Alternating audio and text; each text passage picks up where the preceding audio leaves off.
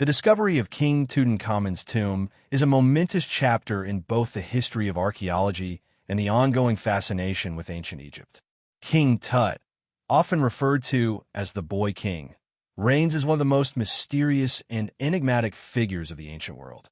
Despite his relatively short reign, which lasted only 10 years, in his young age, he ascended to the throne at just 9 years old. His name is now etched into the annals of history as one of the most iconic Egyptian pharaohs. Yet, it is not his reign or deeds that have captured the public's imagination over the years. Instead, it is the discovery of his tomb, located in the Valley of the Kings, and the treasures hidden within it, most notably his golden funerary mask, which have made King Tut an enduring symbol of ancient Egypt's glory and mystery. The story of Tutankhamun's tomb is one of discovery, awe, and even a touch of myth.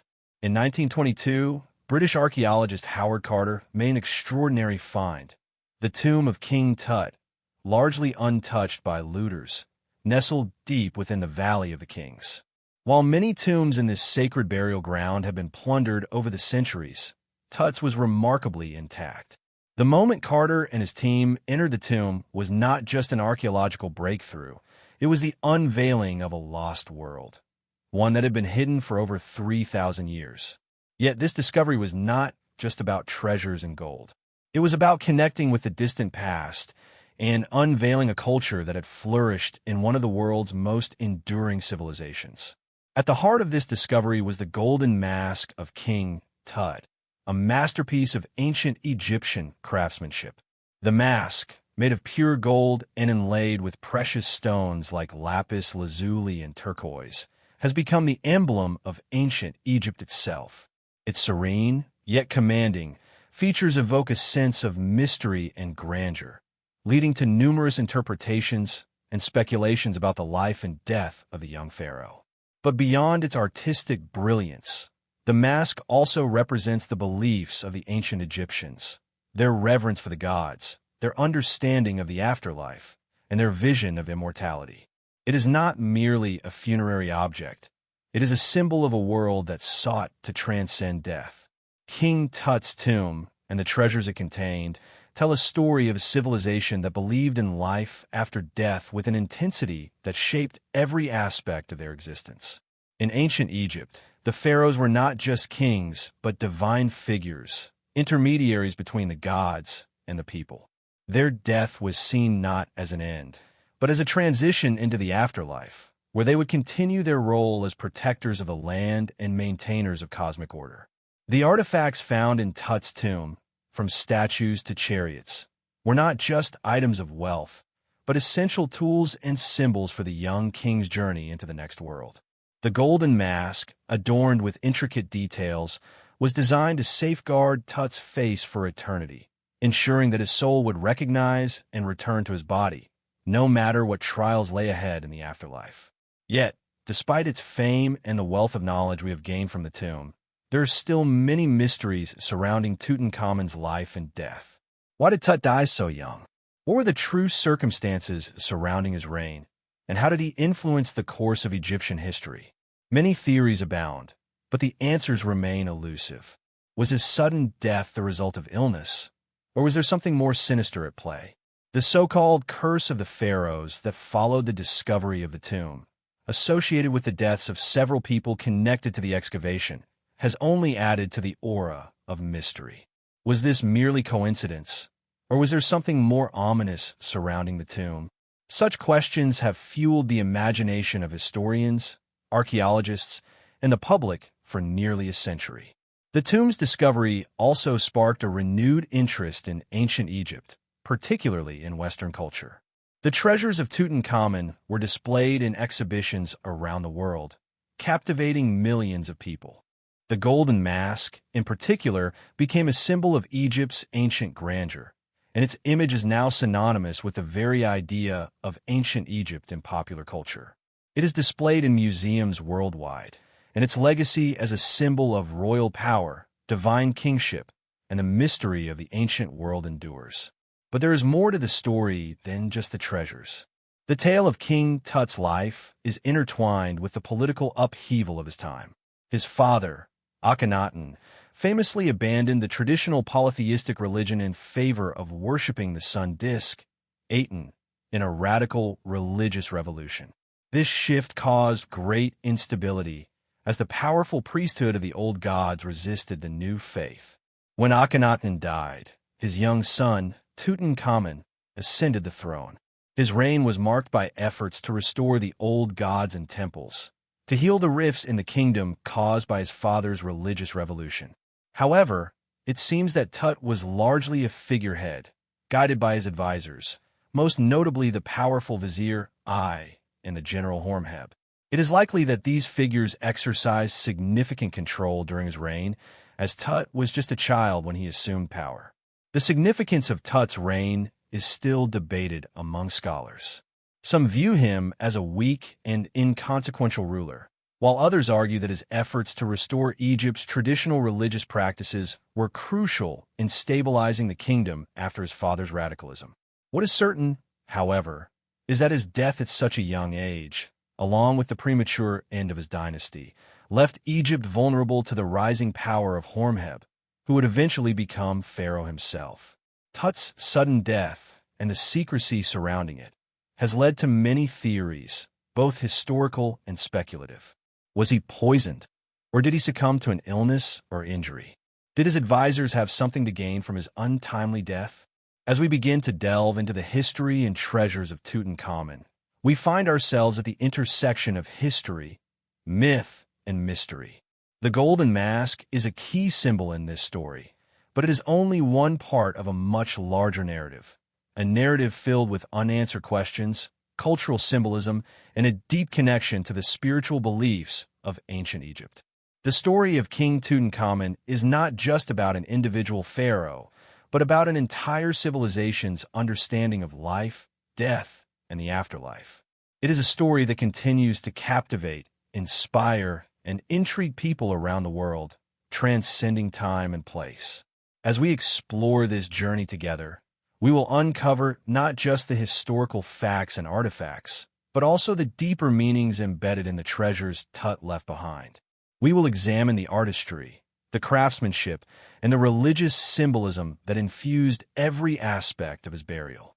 And we will consider the impact of his discovery on modern understanding of ancient Egypt, its culture, and its eternal mysteries. King Tut's golden mask is more than just a piece of jewelry. It is a window into the soul of ancient Egypt, a glimpse into the spiritual beliefs and grandeur of a civilization that continues to resonate across the centuries. By the end of this journey, we will have not only a deeper understanding of Tutankhamun and his treasures, but also a renewed sense of wonder at the mysteries that still remain unsolved. The story of King Tut is not merely a tale from the past. It is an ongoing narrative that invites us to look back, to dream, and to wonder about the eternal mysteries that await in the shadows of history.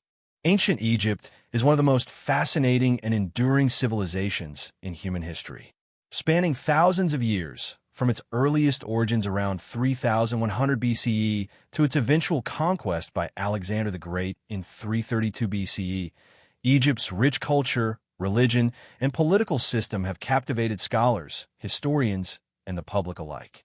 The very essence of Egypt's glory and mystery lies in its pharaohs, the kings and queens who ruled the land, presiding over one of the most powerful and influential civilizations the world has ever known.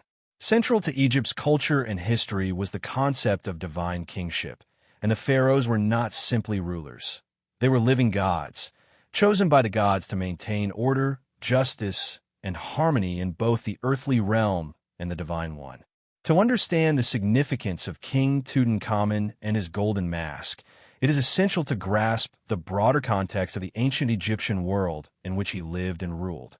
Ancient Egypt's power and prosperity were built upon a complex system of beliefs, social structures, and cultural practices that revolved around the divine authority of the pharaoh. At the heart of this system was the concept of Ma'at, an ancient Egyptian principle that represented order, truth, balance, and cosmic harmony. It was the duty of the pharaoh to uphold Ma'at, ensuring that the world remained in balance and that the God's will was fulfilled. In this sense, the pharaoh was not just a political leader, but the intermediary between the gods and the people, entrusted with the sacred responsibility of maintaining order in the universe. The pharaoh's divine status was evident in both his title and his daily life. The title pharaoh, which means great house in Egyptian, referred not only to the king himself but also to his palace, symbolizing his role as the central figure in the kingdom. Pharaohs were often depicted as towering figures, sometimes in godlike forms, with the symbols of their divine power, such as the crook and flail, the ankh, and the crown of Upper and Lower Egypt, signifying their authority to rule both the mortal and divine realms. Pharaohs were often seen as the earthly embodiment of Horus, the falcon god associated with kingship and the protector of Egypt. Upon their death, they were believed to become Osiris, the god of the afterlife, ensuring their continued protection of the land from beyond the grave. The role of the pharaohs in ancient Egypt was not limited to governance alone. They were also the chief religious leaders, performing elaborate rituals and ceremonies that were thought to ensure the favor of the gods and the prosperity of the kingdom. These rituals, held at grand temples dedicated to Egypt's pantheon of gods, were often designed to maintain the cosmic balance and to reinforce the pharaoh's divine status. The pharaoh's relationship with the gods was seen as sacred, and their actions were considered to directly impact the well-being of the entire nation. To the people of ancient Egypt, the pharaoh was both a god on earth and a representative of the divine order in the heavens, responsible for the fertility of the Nile, the stability of the kingdom, and the protection of the people. Ancient Egypt's pharaonic dynasty spans several periods, each with its own distinct characteristics, political struggles, and cultural developments.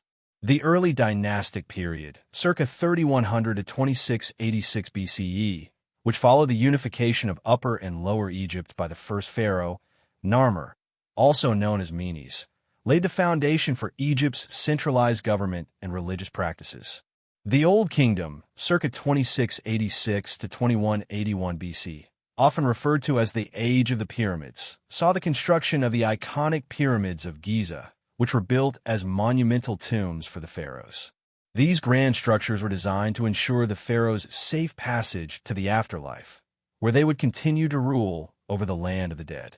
The Middle Kingdom, circa 2055 to 1650 BCE, marked a period of political stability and cultural flourishing, following a period of decentralization known as the First Intermediate Period. During this time, Egypt's borders were expanded, and the pharaohs took on a more humanized role, emphasizing their connection to the common people and their responsibility to provide for the nation's welfare. The Middle Kingdom also saw the rise of monumental literature, including wisdom texts and stories of adventure, which reflect the evolving concerns of society. The New Kingdom, circa 1550 to 1070 BCE, which followed the Second Intermediate Period and the expulsion of the Hyksos rulers, is often considered the height of Egypt's power and glory. The pharaohs of the New Kingdom, such as Ramses II, Hatshepsut, and Akhenaten, expanded Egypt's territorial reach through military conquests and diplomatic alliances, while also commissioning vast building projects and temples dedicated to the gods. During this period, Egypt reached the zenith of its political and cultural influence, and its pharaohs were regarded as both powerful rulers and divine protectors. It was during this latter part of the New Kingdom that the young King Tutankhamun came to the throne. Tut's reign, however, was not marked by the military campaigns or monumental building projects of his predecessors. Instead, it was a time of political instability and religious upheaval. Tutankhamun ascended to the throne at a tender age, likely around 9 or 10, following the death of his father, Akhenaten. Akhenaten's reign had been one of radical religious reform. He had abandoned Egypt's traditional polytheistic beliefs in favor of worshipping a single deity, the sun disk Aten. This shift was deeply controversial, as it undermined the power of Egypt's priesthood and its many temples dedicated to the gods. Akhenaten's religious revolution destabilized Egypt, and when Tutankhamun became pharaoh, he was faced with the monumental task of restoring the old gods and re-establishing the traditional practices that had been disrupted by his father's reforms. Though Tutankhamun himself was likely a figurehead, controlled by powerful advisors such as the Vizier I and the General Horemheb, his reign marks a turning point in Egyptian history. After his brief rule, Egypt would be further shaped by the rise of Horemheb, who would eventually become pharaoh and restore stability to the kingdom. But Tut's reign, though short-lived, was significant in that it represented the last breath of a particular era in Egyptian history. The end of Akhenaten's monotheistic experiment and the return to the rich, multifaceted religious traditions that had characterized Egypt for centuries. King Tutankhamun's tomb, when discovered, was a testament to the beliefs of the time and the pharaonic legacy that had dominated Egyptian society for millennia. His tomb contained not only magnificent treasures, but also objects meant to aid him in the afterlife, reinforcing the notion that the pharaohs were not just rulers of the living, but also of the dead. In a sense, the tomb of Tutankhamun encapsulates the essence of the ancient Egyptian world, a world in which the boundaries between life and death, the human and the divine, were often blurred. It is through the lens of this pharaonic dynasty that we come to understand the importance of King Tut's golden mask, a symbol not only of his royal lineage, but of the eternal power and authority of Egypt's divine kingship. Thus, to comprehend the significance of Tutankhamun's life and death, we must first understand the world that shaped him, the world of ancient Egypt, with its profound belief in the power of the pharaohs and the divine order they upheld. The pharaohs were not simply kings in the modern sense, but living gods entrusted with the sacred duty of maintaining cosmic harmony. The golden mask that adorned King Tut's mummified face was not merely an object of wealth. It was a manifestation of this divine role, a tool to ensure his continued existence in the afterlife, and a symbol of the enduring power of Egypt's pharaonic dynasty. King Tutankhamun's life remains one of the most captivating and mysterious stories in the annals of ancient history. Though he reigned as pharaoh for only a brief period, his life and legacy have become the subject of intense fascination, in part due to the way he was thrust into power at such a young age and the subsequent discovery of his nearly untouched tomb. Born in the 18th dynasty, during one of the most tumultuous periods in ancient Egypt, Tut's early life is clouded by uncertainty and speculation. His birth, parentage, and upbringing have long been subjects of debate, and many of the details about his formative years remain a mystery. Tutankhamun's story begins with the complex and often controversial reign of his father, Akhenaten, the so-called heretic pharaoh. Akhenaten famously abandoned Egypt's traditional polytheistic religious practices in favor of worshipping a single god, Aten, the sun disk. This radical shift caused enormous upheaval within Egyptian society, particularly among the powerful priesthood of the traditional gods like Ammonius, Ra, and Osiris, whose influence had been central to Egypt for centuries. Akhenaten's move to establish Atenism as the official religion of Egypt led to the closure of temples dedicated to other gods, and many of the nation's powerful elite were displeased with his reforms. It is within this tumultuous religious landscape that Tutankhamun was born. His mother was likely Nefertiti, Akhenaten's queen, though there is still much debate about the exact details of his lineage. Some scholars believe that Tut's mother was one of Akhenaten's lesser wives, and that his true father may have been a different pharaoh entirely. The exact identity of his mother and father has been clouded by the mysterious circumstances surrounding his birth. What is clear, however, is that Tut's early life was shaped by the religious upheaval that surrounded him. It's likely that he was born into a world of instability, where the clash of ideologies and the pressure of royal politics would soon define his destiny. Tutankhamun's birth name, Tutankhaten, means living image of Aten, a clear indication of his father's religious influence. However, this name was later changed to Tutankhamun, meaning living image of Ammonius, after Akhenaten's death. This shift from Aten to Ammonius signified the political and religious restoration that would take place during Tut's reign, an effort to return to the traditional religious practices of ancient Egypt. The decision to adopt a name linked to Ammonius, the powerful god of Thebes, was likely a deliberate attempt to distance Tut from the radical religious changes of his father and to re-establish Egypt's connection to its ancient gods. Tut's early years were likely spent in the royal court, where he would have been tutored by some of the most knowledgeable and skilled individuals in Egypt. While it is unclear exactly what kind of education Tut received, it is known that the royal children were often trained in the arts of governance, diplomacy, religion, and warfare. Given the political turmoil surrounding his family, it is probable that Tut's education also focused on preparing him to restore stability to the kingdom and to ensure the survival of Egypt's ancient religious and cultural traditions. At the time of his ascension to the throne, Tut was only about 9 or 10 years old. Such a young ruler would have been unable to govern effectively on his own, and he was likely guided by a council of advisors, most notably his vizier, and Horemheb, the military general.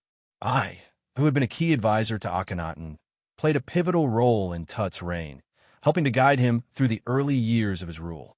Horemheb, too, was an important figure during this period, and he would eventually rise to become pharaoh himself after Tut's untimely death.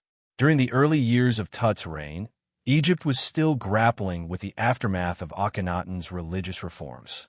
The temples dedicated to the old gods had been closed or destroyed, and the powerful priesthoods of gods like Ammonius had been sidelined. The Egyptian people, who had long revered their many gods, were disillusioned by the forced abandonment of their traditional beliefs. Thus, Tut's reign was defined by a return to the old ways, especially the restoration of the worship of Ammonius, the god of the sun and creator of life. This religious shift was not only symbolic, but also politically necessary to stabilize Egypt, both internally and externally. Tutankhamun's restoration of the traditional religion was a significant and popular move. During his reign, many of the old temples were reopened, and the statues of the gods were restored to their rightful places. The temple of Ammonius at Karnak, for example, was refurbished, and new statues and monuments were erected in the names of the old gods. This symbolic act of religious restoration helped to re-establish Egypt's ancient political and religious order. In doing so, Tut's advisors ensured that Egypt's elites, many of whom had been disenfranchised by Akhenaten's reforms, would remain loyal to the young king and his new administration. Though Tut's reign was brief, it is clear that he was a figurehead who was manipulated by the powerful advisors surrounding him. The young pharaoh was not yet capable of wielding true political power, and his advisors, particularly and Horemheb, took control of much of the administration. It is believed that who would later become pharaoh after Tut's death, was the true power behind the throne. He played a key role in shaping the political and religious direction of Egypt during Tut's reign, although it is also possible that Tut's personal influence played a role in some of the decisions made during his time as king. Despite being a young ruler, Tut's reign also saw some military action. However, much of the military activity during his time on the throne was likely led by Horemheb, who would later become pharaoh. The military campaigns during Tut's reign were largely defensive, aimed at maintaining Egypt's borders and securing its territories against the encroaching threats of neighboring peoples. Though Tut did not achieve the same military glory as some of his predecessors, such as Ramses II, his reign marked a return to relative stability in Egypt after the upheaval of Akhenaten's religious revolution. While Tutankhamun's political influence was limited, his reign marked the end of a difficult and transitional period in Egypt's history. The restoration of Egypt's traditional religious practices, particularly the worship of Ammonius, helped to heal the rifts caused by Akhenaten's religious reforms. By restoring the old order, Tut played a crucial role in ensuring that Egypt's powerful priesthoods regained their influence, and the traditional gods were once again revered by the people. This religious restoration also paved the way for the future stability of Egypt, which would continue under the reigns of later pharaohs like and Horemheb. In the years following Tut's death, his tomb was largely forgotten until it was rediscovered by Howard Carter in 1922.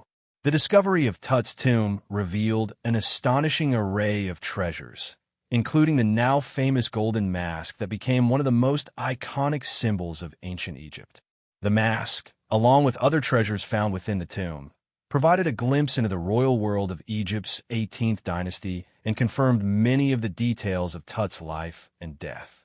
Though Tut was largely a figurehead during his reign, the discovery of his tomb and its treasures revealed a wealth of information about the culture, religion, and politics of the time. King Tutankhamun's early life and reign, though brief and often overshadowed by the powerful figures surrounding him, remain an essential part of Egypt's history.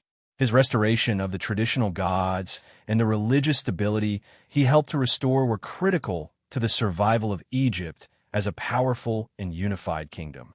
Tut's early years, shaped by the religious upheaval of his father's reign and the guidance of his advisors, set the stage for the legacy of his tomb and the treasure that would ultimately secure his place in history. Though he may not have been a strong ruler in the traditional sense, King Tut's contributions to Egypt's spiritual and political restoration were essential to ensuring the continuation of Egypt's ancient civilization. Tutankhamun, known to history as the Boy King, reigned over Egypt during a period fraught with political, religious, and social turbulence. His time on the throne, though brief, is often viewed through the lens of crisis, both in terms of Egypt's internal struggles and the looming external threats that face the kingdom. The reign of Tut, who ascended to the throne at a tender age, was marked by efforts to restore Egypt to the religious and political stability it had enjoyed before his father, Akhenaten, caused immense upheaval with his radical religious reforms. But even with his restoration of traditional religious practices, Tutankhamun's reign never fully regained the strength and glory of the past. Instead, he became a symbol of transition, a ruler who helped steer Egypt away from the chaos of Akhenaten's religious revolution, but who lacked the power to control the full scope of his kingdom's destiny. When Tutankhamun became pharaoh around the age of 9 or 10, Egypt was still reeling from the effects of his father Akhenaten's radical decision to abolish the worship of Egypt's traditional pantheon of gods. Akhenaten had introduced Atenism, the worship of the sun disk, Aten, as the sole deity, which deeply unsettled the country's religious structure and alienated powerful factions within Egyptian society. Akhenaten's monotheistic reforms had forced the closure of temples dedicated to gods like Ammonius, and the traditional priesthoods were displaced, leading to widespread dissatisfaction. This religious upheaval not only strained Egypt's spiritual fabric, but also had practical consequences, as the centralized power that had once been rooted in the temples of the gods was severely diminished. By the time Tutankhamun came to the throne, Egypt's political and religious landscape was unstable. The young pharaoh was thrust into a position of immense responsibility at an age when he could scarcely comprehend the full scope of the crisis he was meant to resolve. Fortunately, Tut's advisors, most notably his vizier Ai and the general Hormheb, would play key roles in shaping the early years of his reign. These figures, who were likely motivated by political ambition as well as loyalty to the kingdom, exercised a great deal of influence over the young king and were largely responsible for the policies implemented during his reign. One of the first and most significant actions taken during Tutankhamun's reign was the restoration of Egypt's ancient religious practices. As a child, Tut's name was initially Tutankhaten, after the Aten worshipped by his father, but upon his ascension to the throne, his name was changed to Tutankhamun, meaning living image of Ammonius. This change symbolized the kingdom's return to its traditional religious practices and a reassertion of Ammonius' supremacy as the chief god in Egypt's pantheon. This was no small matter, as the restoration of the old gods was essential to winning the support of Egypt's priesthoods and the general populace. The change in Tut's name alone signified a dramatic reversal of his father's policies, as Ammonius, the powerful god of Thebes, was re-established as the god of the royal court and the divine protector of Egypt. In addition to the restoration of Ammonius worship, Tut's reign saw the reopening and refurbishment of many temples that had fallen into disrepair or had been desecrated during Akhenaten's rule. One of the most significant temples to be reopened was the Grand Temple of Ammonius at Karnak, which had been left abandoned during the reign of Akhenaten. By restoring the temple and recommissioning statues of Ammonius, the young king was making a statement that Egypt's traditional beliefs and practices were to be revived. The decision to reopen these temples was both a religious and a political move, as it helped to appease the powerful priesthoods and bring Egypt's ancient religious institutions back into the fold of governance. Tutankhamun's role in these early restoration efforts was likely symbolic rather than active. As a young ruler with little experience in governance, he was not in a position to make independent decisions. The true power behind the throne during this period was his advisors, especially who had been a key figure during Akhenaten's reign, and Horemheb, who was a military leader and future pharaoh. These men, along with other court officials, likely crafted the policies that were implemented during Tut's reign, guiding the country back towards a semblance of stability. It is clear that while Tut was the public face of the restoration, it was and Horemheb who were the real architects of Egypt's political and religious resurgence. Despite these efforts to stabilize Egypt, the kingdom was still dealing with the aftermath of Akhenaten's radical policies, and there were still many internal challenges. The most pressing issue was the religious schism that had divided Egypt for the previous decade. The priests of Ammonius had lost their power during Akhenaten's rule, and their influence needed to be restored. Re-establishing the religious order and ensuring the support of the powerful priesthoods was crucial for Tut and his advisors. The tensions between the priesthoods of Ammonius and the other religious factions were not easily mended, and the restoration of temples and statues was only one part of the effort to reconcile these different groups. At the same time, Egypt was facing external threats. While Tut was restoring religious order, his kingdom's borders were under pressure from foreign powers. The reign of Akhenaten had seen Egypt's military might weakened, and with the return to traditional practices under Tutankhamun, there was an urgent need to secure Egypt's borders. Military campaigns against external threats, particularly from the Hittites and other neighboring peoples, were carried out under the leadership of Horemheb, who served as both military general and advisor to the young king. Although Tut did not directly lead these campaigns, his military leaders ensured that Egypt's borders remained secure during his reign. Horemheb, in particular, would play a significant role in securing Egypt's territorial integrity and would later become pharaoh himself. The political instability that characterized Tut's reign can also be attributed to the presence of competing factions within the royal court. Who had been a powerful figure during Akhenaten's reign, was one of the most influential figures during Tut's rule. As vizier, held significant power and was likely the driving force behind many of the political decisions made during the boy king's reign. However, I's power was not absolute, and tensions likely existed between him and other members of the court, such as Horemheb. These political rivalries and power struggles may have contributed to the sense of instability that marked Tut's reign. In addition to these internal and external pressures, Tut's brief reign was overshadowed by his untimely death at a young age. The exact circumstances surrounding his death remain a subject of debate. Some scholars believe that he succumbed to an illness, such as malaria or an infection, while others speculate that he may have been murdered.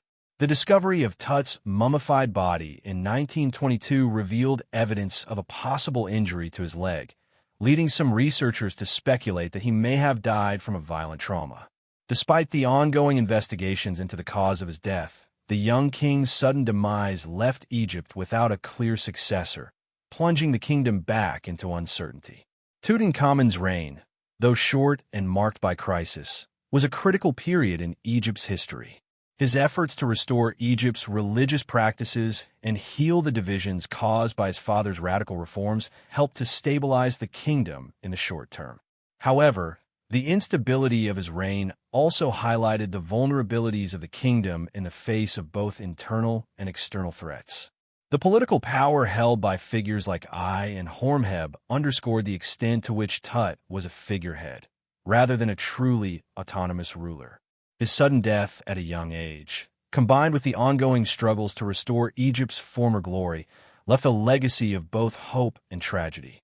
Despite his young age and brief reign, King Tutankhamun's story continues to captivate the imagination of historians and the general public alike, as his tomb remains one of the most significant archaeological discoveries in the history of Egyptology. The discovery of King Tutankhamun's tomb is one of the most significant archaeological events of the 20th century, capturing the world's imagination and sparking a renewed interest in ancient Egypt. For centuries, the Valley of the Kings had been a site of royal burials. But it wasn't until 1922 that one of the most well-preserved tombs in the valley was unearthed, revealing the treasures and mysteries of a forgotten boy king. This momentous find was not only a triumph of archaeology, but also a pivotal moment in the study of ancient Egyptian culture, offering a glimpse into the grandeur and spirituality of the civilization's final days. The Valley of the Kings, located on the west bank of the Nile near Luxor, is home to the tombs of Egypt's New Kingdom pharaohs. For many years, archaeologists and treasure hunters had scoured the valley in search of royal tombs, with some success, but more often encountering tombs that had been looted centuries ago. Yet, by the time of the early 20th century, the belief was that most of the tombs of Egypt's famous pharaohs had already been discovered and ransacked. That was until the British archaeologist Howard Carter, in collaboration with his sponsor, Lord Carnarvon, embarked on an excavation in the Valley of the Kings that would alter the course of history.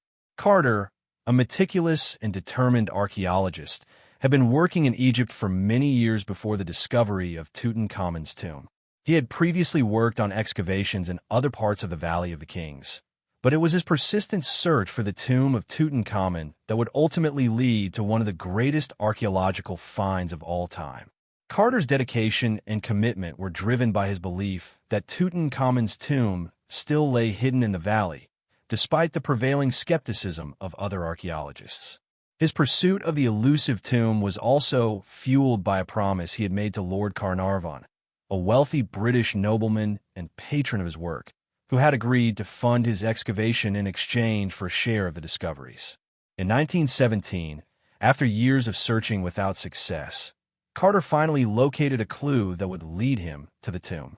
During his excavations in the Valley of the Kings, he uncovered evidence of a previously unknown tomb, marked by a large stepped entrance.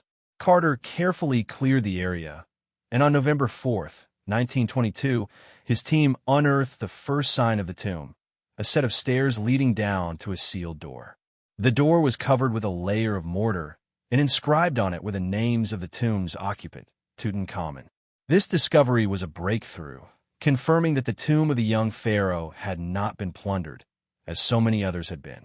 The moment of discovery is famously captured in a letter Carter wrote to Lord Carnarvon, describing his excitement.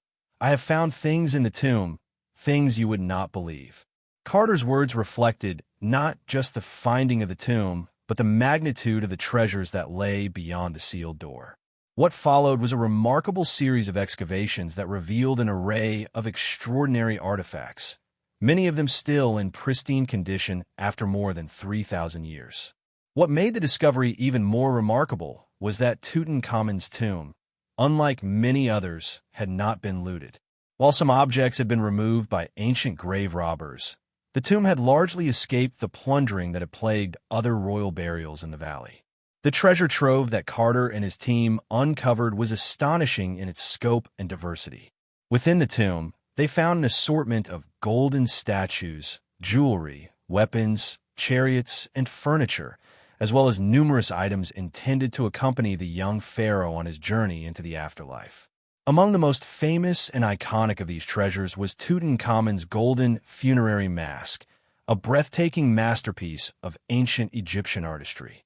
Made of solid gold, the mask depicts the youthful face of the pharaoh, with intricate details, including inlays of lapis lazuli, turquoise, and carnelian, giving it a lifelike quality that still captivates viewers today. The mask has become one of the most recognizable symbols of ancient Egypt and is a testament to the skill and craftsmanship of Egyptian artisans. The tomb also contained a wealth of other objects, including statues of gods and goddesses, furniture decorated with intricate hieroglyphics, and a wide range of items that reflected the personal tastes and needs of the young pharaoh. There were also items that served a more symbolic function, such as the numerous miniature coffins and models that represented Tutankhamun's journey into the afterlife. These objects were intended to provide for Tutankhamun in the afterlife, ensuring that he would have everything he needed for his eternal life in the realm of the gods. What set this discovery apart from previous tomb finds was not only the incredible wealth of treasures, but also the fact that the tomb had remained relatively intact. In contrast to other royal tombs in the Valley of the Kings, which have been looted over the centuries, Tutankhamun's tomb had been sealed and untouched by grave robbers for thousands of years. This fact has led many to wonder why the tomb of such a seemingly inconsequential pharaoh, Tutankhamun's reign was relatively short and unremarkable, would have remained undisturbed. Theories abound, ranging from the possibility that Tut's tomb was hastily constructed and forgotten, to suggestions that it may have been concealed deliberately to protect it from robbers. In addition to the treasures, Carter's team also found the mummified body of the young pharaoh himself, carefully preserved in a stone sarcophagus. The mummification process, an essential part of ancient Egyptian burial practices, was designed to preserve the body for the afterlife, and Tutankhamun's body showed the impressive work of the embalmers. However, the discovery of the mummified body was not without its own share of intrigue. Upon examination, the young king's body showed signs of a number of injuries, including a possible fracture to the leg. Some researchers have suggested that this injury may have contributed to Tut's early death, while others have speculated that the cause of death might have been related to a combination of illnesses or even poisoning. The significance of Tutankhamun's tomb extends beyond the sheer wealth and beauty of its contents. The artifacts within the tomb provided a rare and invaluable window into the material culture, religious practices, and daily life of ancient Egypt. The incredible preservation of the tomb and its treasures offered scholars a unique opportunity to study a royal burial in its entirety, shedding light on the customs, beliefs, and artistic traditions of the time. The discovery also helped to illuminate aspects of Tutankhamun's reign, providing evidence of his religious restoration efforts and the role of his advisors in shaping his policies. However, the discovery of Tutankhamun's tomb also generated its own share of controversy and speculation. Almost immediately, rumors began to circulate about a curse associated with the tomb, fueled by the sudden and unexplained deaths of several individuals connected to the excavation. Lord Carnarvon, Carter's sponsor, died in 1923, just a few months after the tomb's opening, leading to widespread reports of a curse that was said to afflict anyone who entered the tomb. The media frenzy surrounding the so-called Curse of the Pharaohs added a layer of mystique and intrigue to an already captivating discovery, feeding the popular imagination and inspiring countless books, films, and articles. The discovery of King Tutankhamun's tomb revolutionized the field of Egyptology, offering an unparalleled treasure trove of artifacts and knowledge. It provided scholars with critical insights into ancient Egyptian burial practices, religious beliefs, and artistic achievements. More than that, it transformed Tutankhamun from a relatively obscure figure in Egyptian history into one of the most famous pharaohs of all time. The Boy King's tomb, with its breathtaking treasures and deep mysteries, has ensured that his legacy endures in the hearts and minds of people around the world. Tutankhamun's funerary mask is, without question, one of the most iconic artifacts to emerge from ancient Egypt. Its dazzling craftsmanship and the sense of mystery that surrounds the tomb in which it was found have ensured that it remains one of the most enduring symbols of ancient Egyptian culture. The mask, with its smooth golden face, serene expression, and intricate inlays of semi-precious stones, is not just a funerary object. It is a profound representation of the spiritual and religious beliefs of the ancient Egyptians, and it continues to captivate the imagination of people all over the world. But what does this masterpiece of ancient artistry truly represent, and why is it so important in understanding the life, death, and afterlife of the young pharaoh, Tutankhamun? The funerary mask of Tutankhamun was discovered in 1922 by the British archaeologist Howard Carter in the pharaoh's tomb in the Valley of the Kings.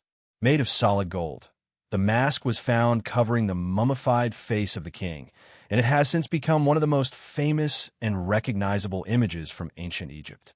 Its striking beauty, combined with its association with the Boy King, has ensured that the mask holds a special place in the hearts and minds of those fascinated by the history of ancient Egypt. The mask's primary purpose was to protect and honor the king's soul in the afterlife, allowing him to transition from the mortal realm to the divine afterlife. For the ancient Egyptians, the journey into the afterlife was not merely a physical process. It was a spiritual transformation, and the pharaoh's body, preserved for eternity, would serve as a vessel for the king's soul to inhabit for all eternity. The design of the mask is itself a reflection of ancient Egyptian beliefs about kingship and the afterlife.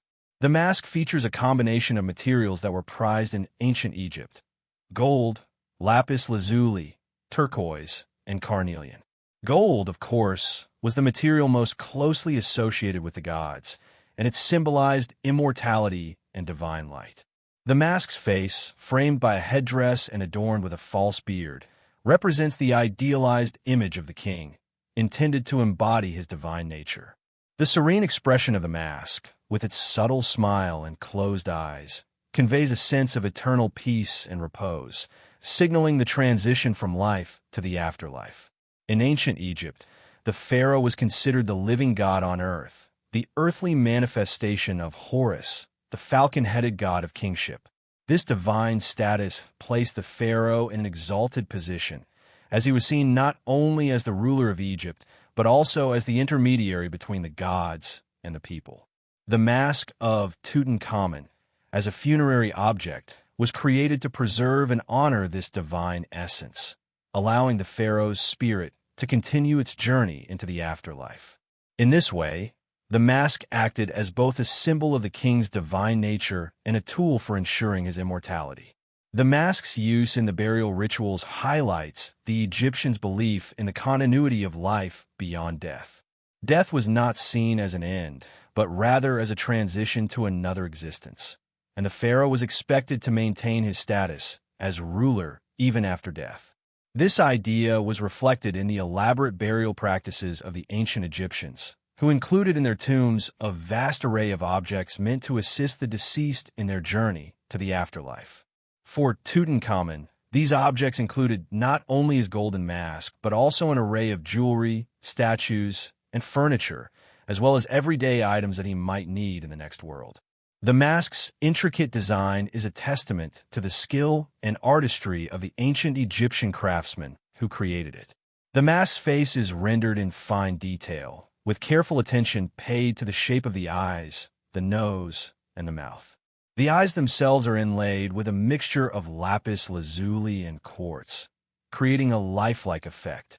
The false beard, which is a characteristic feature of pharaonic regalia, is attached to the mask with gold and is intended to symbolize the king's connection to the gods. The headdress, which wraps around the king's head, is adorned with the serpent and vulture motifs, symbolizing the dual kingship of Upper and Lower Egypt. These motifs are reminders of the pharaoh's role as ruler of all the land and his divine right to rule. While the mask is undeniably beautiful, it also holds great significance in terms of its symbolic meaning. The mask's golden surface represents the pharaoh's divine status, and the serene expression on his face signifies the peace he would experience in the afterlife. The mask was not intended merely as a decorative object.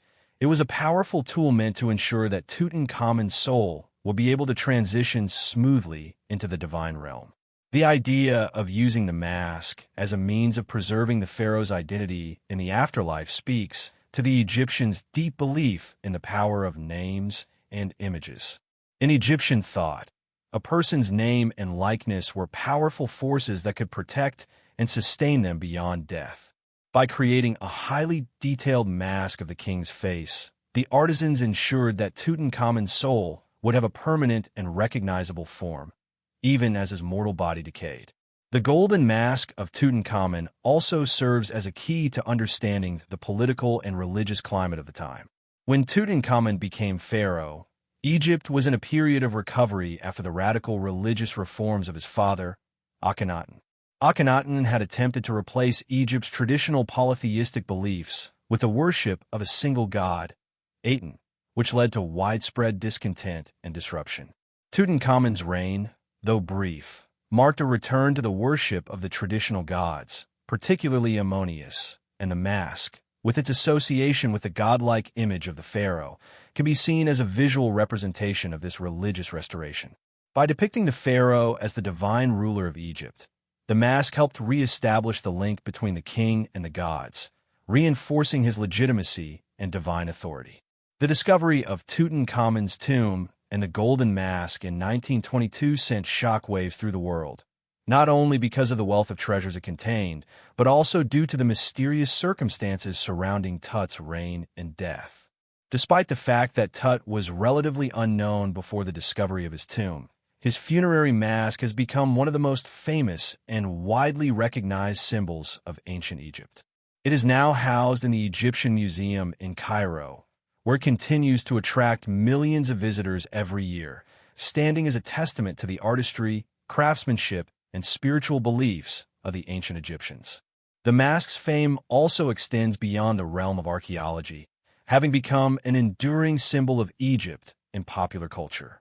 Its image has been reproduced countless times in books, films, advertisements, and artworks, and it continues to evoke a sense of wonder and awe about the ancient world.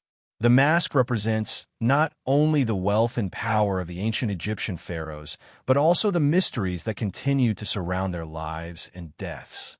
Tutankhamun's golden funerary mask remains one of the most profound and enduring artifacts from ancient Egypt, encapsulating the spiritual, political, and artistic traditions of one of the world's greatest civilizations.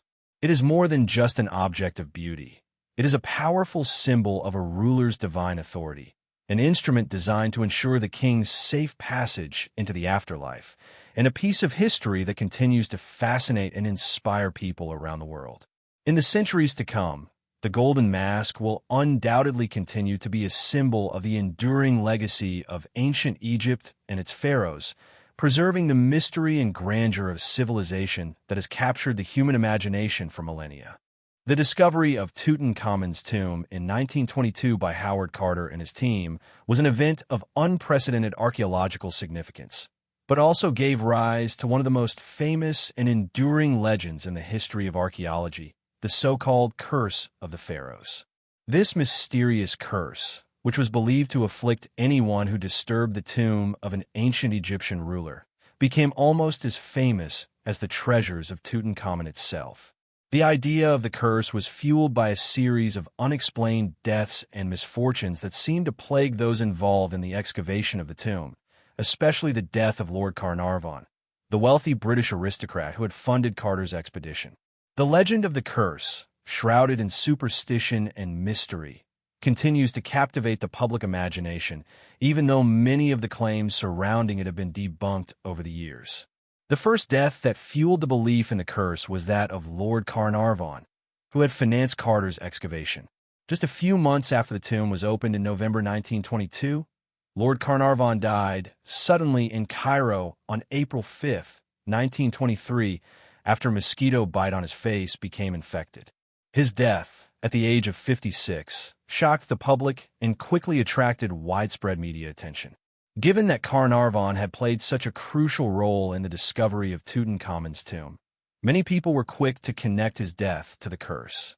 This connection was further strengthened by the fact that the media had already begun to sensationalize the idea of an ancient curse that could punish those who dared to disturb the resting places of Egypt's pharaohs.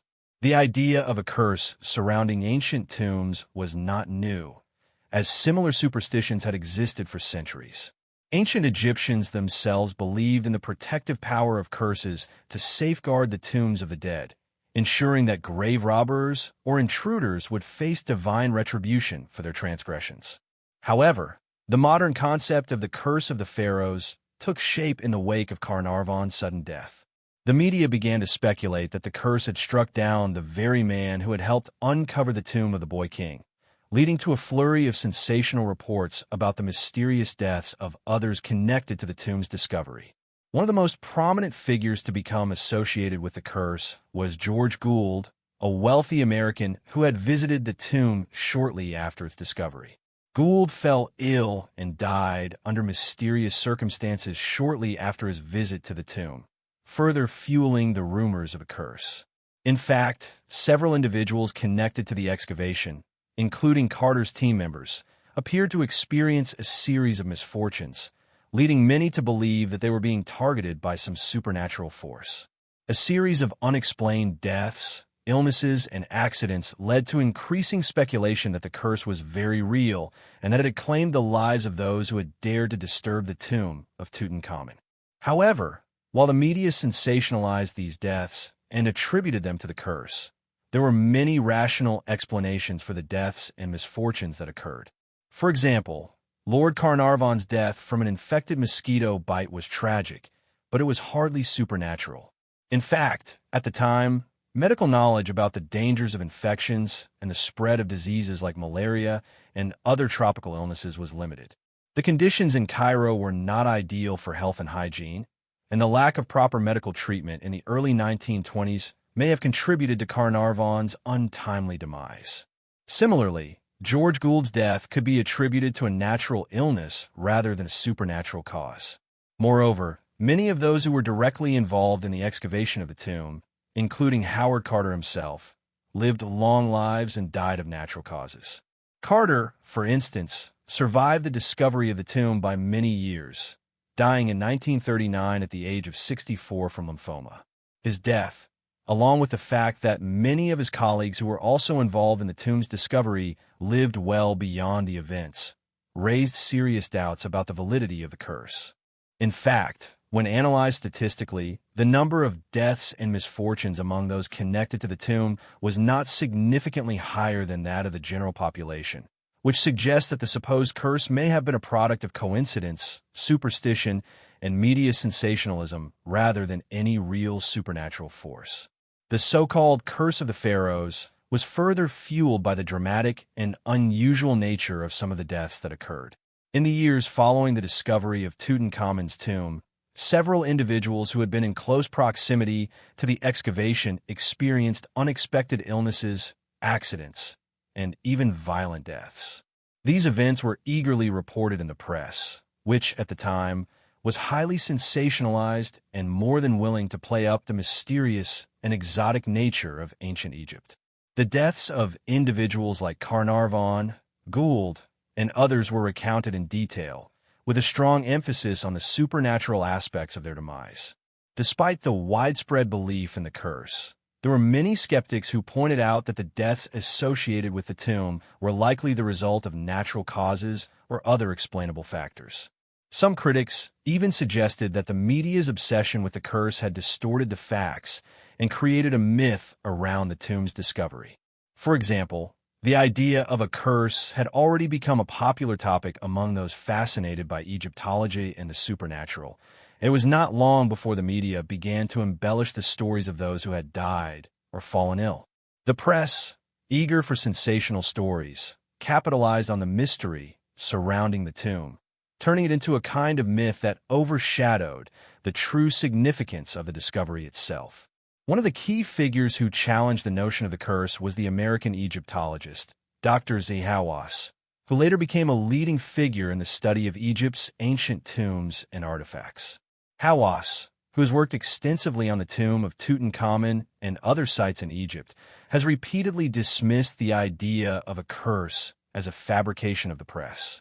In his view, the deaths that occurred in the wake of the tomb's discovery were no more unusual than those of any other group of people involved in high-profile archaeological work. He has argued that the idea of a curse was simply a way for people to explain the series of misfortunes that occurred, especially when viewed through the lens of the romanticized and mysterious allure of ancient Egypt. Moreover, modern science and research have also debunked the notion of a curse. In 2002, a team of scientists from the University of Manchester carried out an investigation into the mysterious deaths associated with the tomb. They found no evidence of any toxic substances or curses that could have caused the deaths.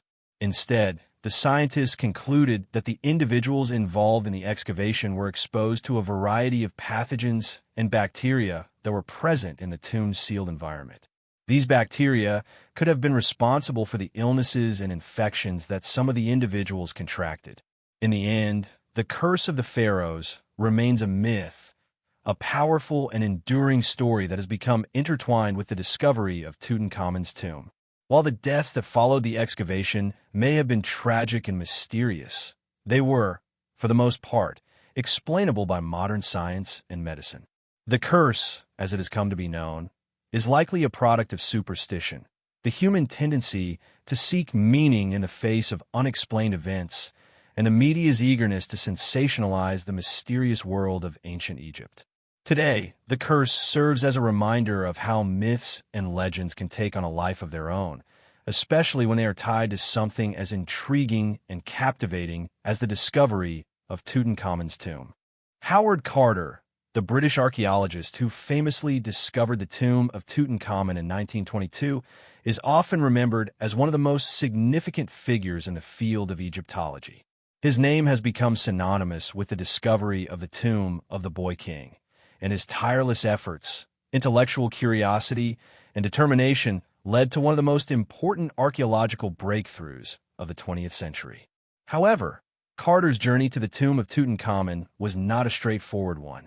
His career was marked by years of struggle, frustration, and persistence, and the discovery of Tutankhamun's tomb came only after many years of setbacks and failed excavations. Carter's work remains central to our understanding of ancient Egyptian civilization, and his legacy has continued to inspire generations of archaeologists, historians, and Egyptologists. Born in 1874 in Kensington, London, Carter was introduced to the world of archaeology at an early age. His father, Samuel Carter, was an artist and illustrator who often worked on projects related to Egyptology. This early exposure to the field of ancient history and archaeology helped spark Carter's interest in Egypt and its ancient monuments. As a young man, he moved to Egypt in 1891 to work as an artist for the Egyptian Antiquities Service, where he was tasked with creating detailed illustrations of the ancient tombs and temples. His work as an artist was meticulous and highly regarded, and it provided him with the opportunity to become intimately familiar with the architecture and layout of Egypt's ancient monuments. In 1899, after gaining significant experience in Egypt, Carter was appointed as an inspector for the Egyptian Antiquities Service. His job was to oversee the excavation and preservation of ancient sites in Egypt, a role that allowed him to develop a deep understanding of the country's archaeological landscape. However, Carter was not content with simply overseeing the work of others. He had a burning desire to conduct his own excavations and make significant discoveries. This drive led him to seek out a new patron to fund his ambitious excavation projects. He eventually found a sponsor in Lord Carnarvon, an aristocratic Englishman with a keen interest in Egyptology and a desire to uncover the tombs of the pharaohs. The partnership between Carter and Lord Carnarvon proved to be crucial in the search for Tutankhamun's tomb. Lord Carnarvon had previously funded other excavations in Egypt, but it was his financial backing of Carter's work in the Valley of the Kings that would ultimately lead to the historic discovery. The two men shared a mutual respect for each other, and Carnarvon was willing to invest significant sums of money into Carter's expeditions, giving him the resources he needed to continue his search for an undiscovered tomb. The partnership would prove fruitful, although it took several years of failed attempts and unsuccessful digs before Carter made his breakthrough. Carter's search for Tutankhamun's tomb was not a random pursuit. He had a hunch, based on his deep knowledge of Egyptian archaeology, that the tomb of Tutankhamun might be hidden somewhere in the Valley of the Kings. Tutankhamun was not considered one of Egypt's most important pharaohs, and his tomb was thought to be inconsequential compared to those of more famous rulers, such as Ramses II or Thutmose III. Nevertheless, Carter believed that Tutankhamun's tomb could still be intact, hidden in an area that had not yet been thoroughly explored. His hunch was based in part on the fact that Tutankhamun's tomb had never been mentioned in ancient records, which suggested that it may have been deliberately concealed or overlooked by grave robbers over the centuries. In 1917, after several years of searching without success, Carter finally uncovered evidence that pointed to the location of Tutankhamun's tomb. During a routine excavation in the Valley of the Kings, Carter's team found the faint outlines of a staircase buried beneath the debris of previous excavations. As they carefully cleared away the layers of rubble, they uncovered a sealed doorway that led into a hidden chamber. When Carter realized that the tomb was untouched and sealed, he knew that he had made one of the most significant discoveries in archaeological history. The moment of discovery came on November 4th, 1922, when Carter and his team unearthed the first steps of the tomb. The sealed door bore the inscription of Tutankhamun's name, confirming that the tomb belonged to the young pharaoh. The find was momentous, not only because it was the first tomb in the Valley of the Kings to be discovered intact, but also because it had been hidden for thousands of years. Carter's response to the discovery was famously recorded in a letter to Lord Carnarvon, in which he wrote, "I have found things in the tomb, things you would not believe." The excitement surrounding the discovery was palpable, and it marked the beginning of an unprecedented archaeological investigation that would reveal some of the most beautiful and significant treasures of ancient Egypt. The excavation of Tutankhamun's tomb began almost immediately after the discovery, and Carter's team worked tirelessly to remove the treasures and artifacts from the tomb. They uncovered a staggering array of objects, including golden statues, jewelry, chariots, weapons, and intricately decorated furniture. The most famous of all these treasures was the golden funerary mask of Tutankhamun, which would go on to become one of the most iconic symbols of ancient Egypt. Carter's meticulous work in cataloging and documenting the contents of the tomb allowed historians and archaeologists to gain unprecedented insights into the life and death of the young pharaoh. Carter's role in the discovery and excavation of the tomb was not without controversy. His careful and methodical approach to the excavation was both praised and criticized. Some of his contemporaries criticized him for his slow and deliberate pace, while others admired his attention to detail and his determination to document every aspect of the tomb's contents. Carter was deeply committed to preserving the integrity of the tomb and its treasures, and he refused to allow any object to be removed from the tomb without proper documentation. This approach, though time-consuming, was crucial in ensuring that the tomb's artifacts were accurately recorded for future generations. Despite his success in discovering the tomb, Carter's career was not without its difficulties. His relationship with Lord Carnarvon, for example, became strained in the years following the discovery. Lord Carnarvon's sudden death in 1923, just months after the tomb's opening, added an element of drama to the discovery. The media seized upon the story, with rumors of a curse surrounding the tomb spreading rapidly. Although Carter continued to work on the excavation after Carnarvon's death, the loss of his patron affected him deeply. Furthermore, the excavation was not a financially lucrative venture for Carter, and he faced difficulties securing further funding for his work. The discovery of the tomb, while groundbreaking, did not translate into long-term financial or professional success for Carter. In the years following the discovery, Carter continued to work on the artifacts from the tomb and wrote extensively about his findings.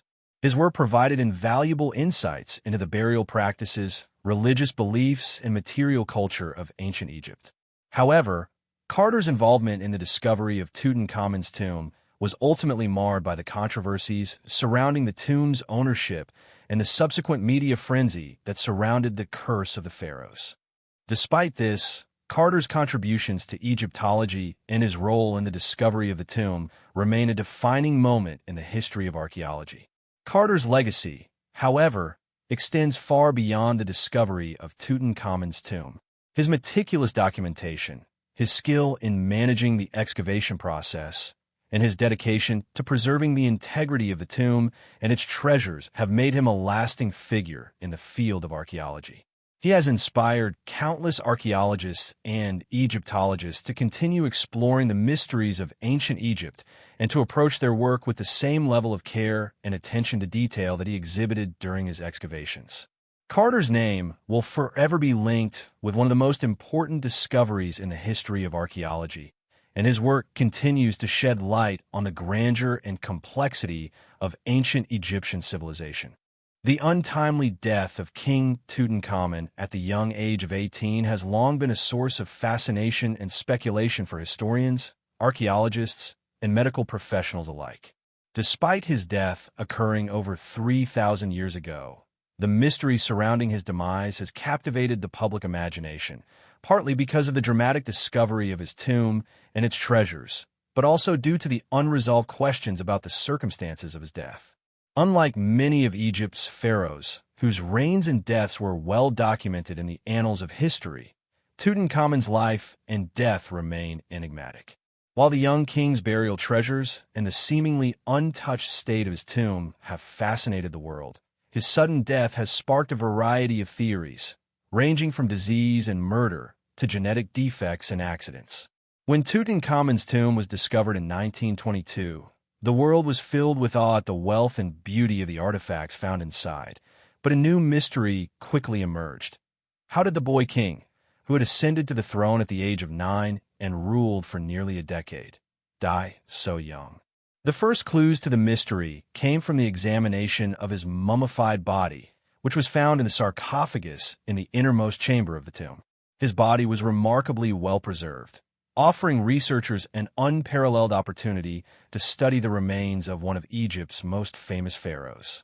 Early examinations of the body revealed a number of unusual aspects that would later fuel theories about his death.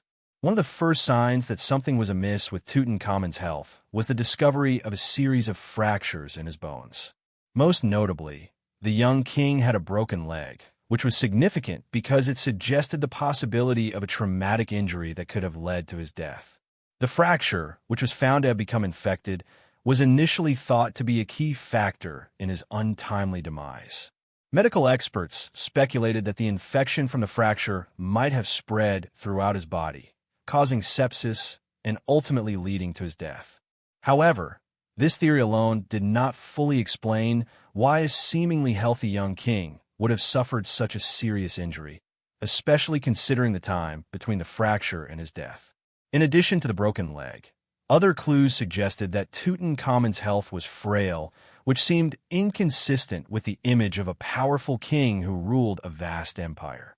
CT scans performed on the mummified body in the early 2000s revealed that Tutankhamun had a number of health problems, including a number of congenital defects that may have contributed to his early death. One of the most significant findings from these scans was evidence of a condition known as Kohler disease, which affects the bones and can cause them to deteriorate over time. This condition could explain the fractures that were found in his legs and the general weakness of his body. Some researchers have suggested that the condition may have been a result of a genetic disorder, possibly passed down from his father, Akhenaten, who is thought to have suffered from similar health issues. Further investigation into Tutankhamun's family history revealed even more reasons to question his physical health. His parents, Akhenaten, and his queen, Nefertiti, or possibly a lesser wife, are believed to have had several children, but many of them did not survive infancy. Tutankhamun himself was likely the product of incestuous marriage, as it is now widely believed that his parents were brother and sister. This kind of inbreeding, which was not uncommon among royal families in ancient Egypt, can lead to a number of genetic disorders and health problems. Tutankhamun's frailty, coupled with his genetic heritage, has led some experts to argue that his premature death was a result of genetic complications that were exacerbated by his difficult upbringing and the pressures of kingship. Another theory about Tutankhamun's death suggests that it was the result of a violent attack or assassination. This theory gained traction in the wake of the discovery of a number of injuries and wounds that appeared to be inflicted during his lifetime. These injuries included cuts and contusions on his body, and there were even traces of damage to his skull. Some researchers have speculated that Tutankhamun's death may have been the result of a conspiracy or power struggle within the royal court. His reign, though short, occurred during a period of political instability in Egypt, following the religious reforms of his father, Akhenaten, and the subsequent restoration of the old gods. It is possible, according to this theory, that Tutankhamun's reign was cut short by rivals who wanted to seize power. The idea that Tutankhamun was murdered is further fueled by the fact that his tomb contained numerous items that seem to suggest a sense of urgency in his burial. For example, His tomb was relatively modest compared to those of other pharaohs, and many of the treasures inside were hastily arranged, indicating that there was little time to properly prepare for his burial. This could be interpreted as evidence that his death was sudden and unexpected, and that his tomb was constructed quickly to accommodate his remains. Additionally, some of the items in the tomb appear to have been intended for a pharaoh who was much older, suggesting that the young king may have been caught off guard by his death, leading to an unprepared burial. However, there is little direct evidence to support the theory of murder, and many experts have questioned its validity. The lack of any clear signs of trauma or wounds that could be attributed to a violent attack on Tutankhamun's body cast doubt on this hypothesis. Moreover, the idea of an assassination or murder is complicated by the fact that Tutankhamun's body showed signs of embalming and mummification that were consistent with the traditional burial practices of the time. There is no clear evidence to suggest that he was the victim of foul play, and some researchers have argued that the idea of an assassination is simply an attempt to explain his premature death in a dramatic and sensational way. In recent years, new theories about Tutankhamun's death have emerged, largely as a result of advances in modern scientific techniques. One of the most intriguing of these theories is the possibility that Tutankhamun's death was the result of a genetic disorder known as malaria. Malaria was endemic in ancient Egypt, and genetic analysis of Tutankhamun's remains has revealed traces of the malaria parasite in his system.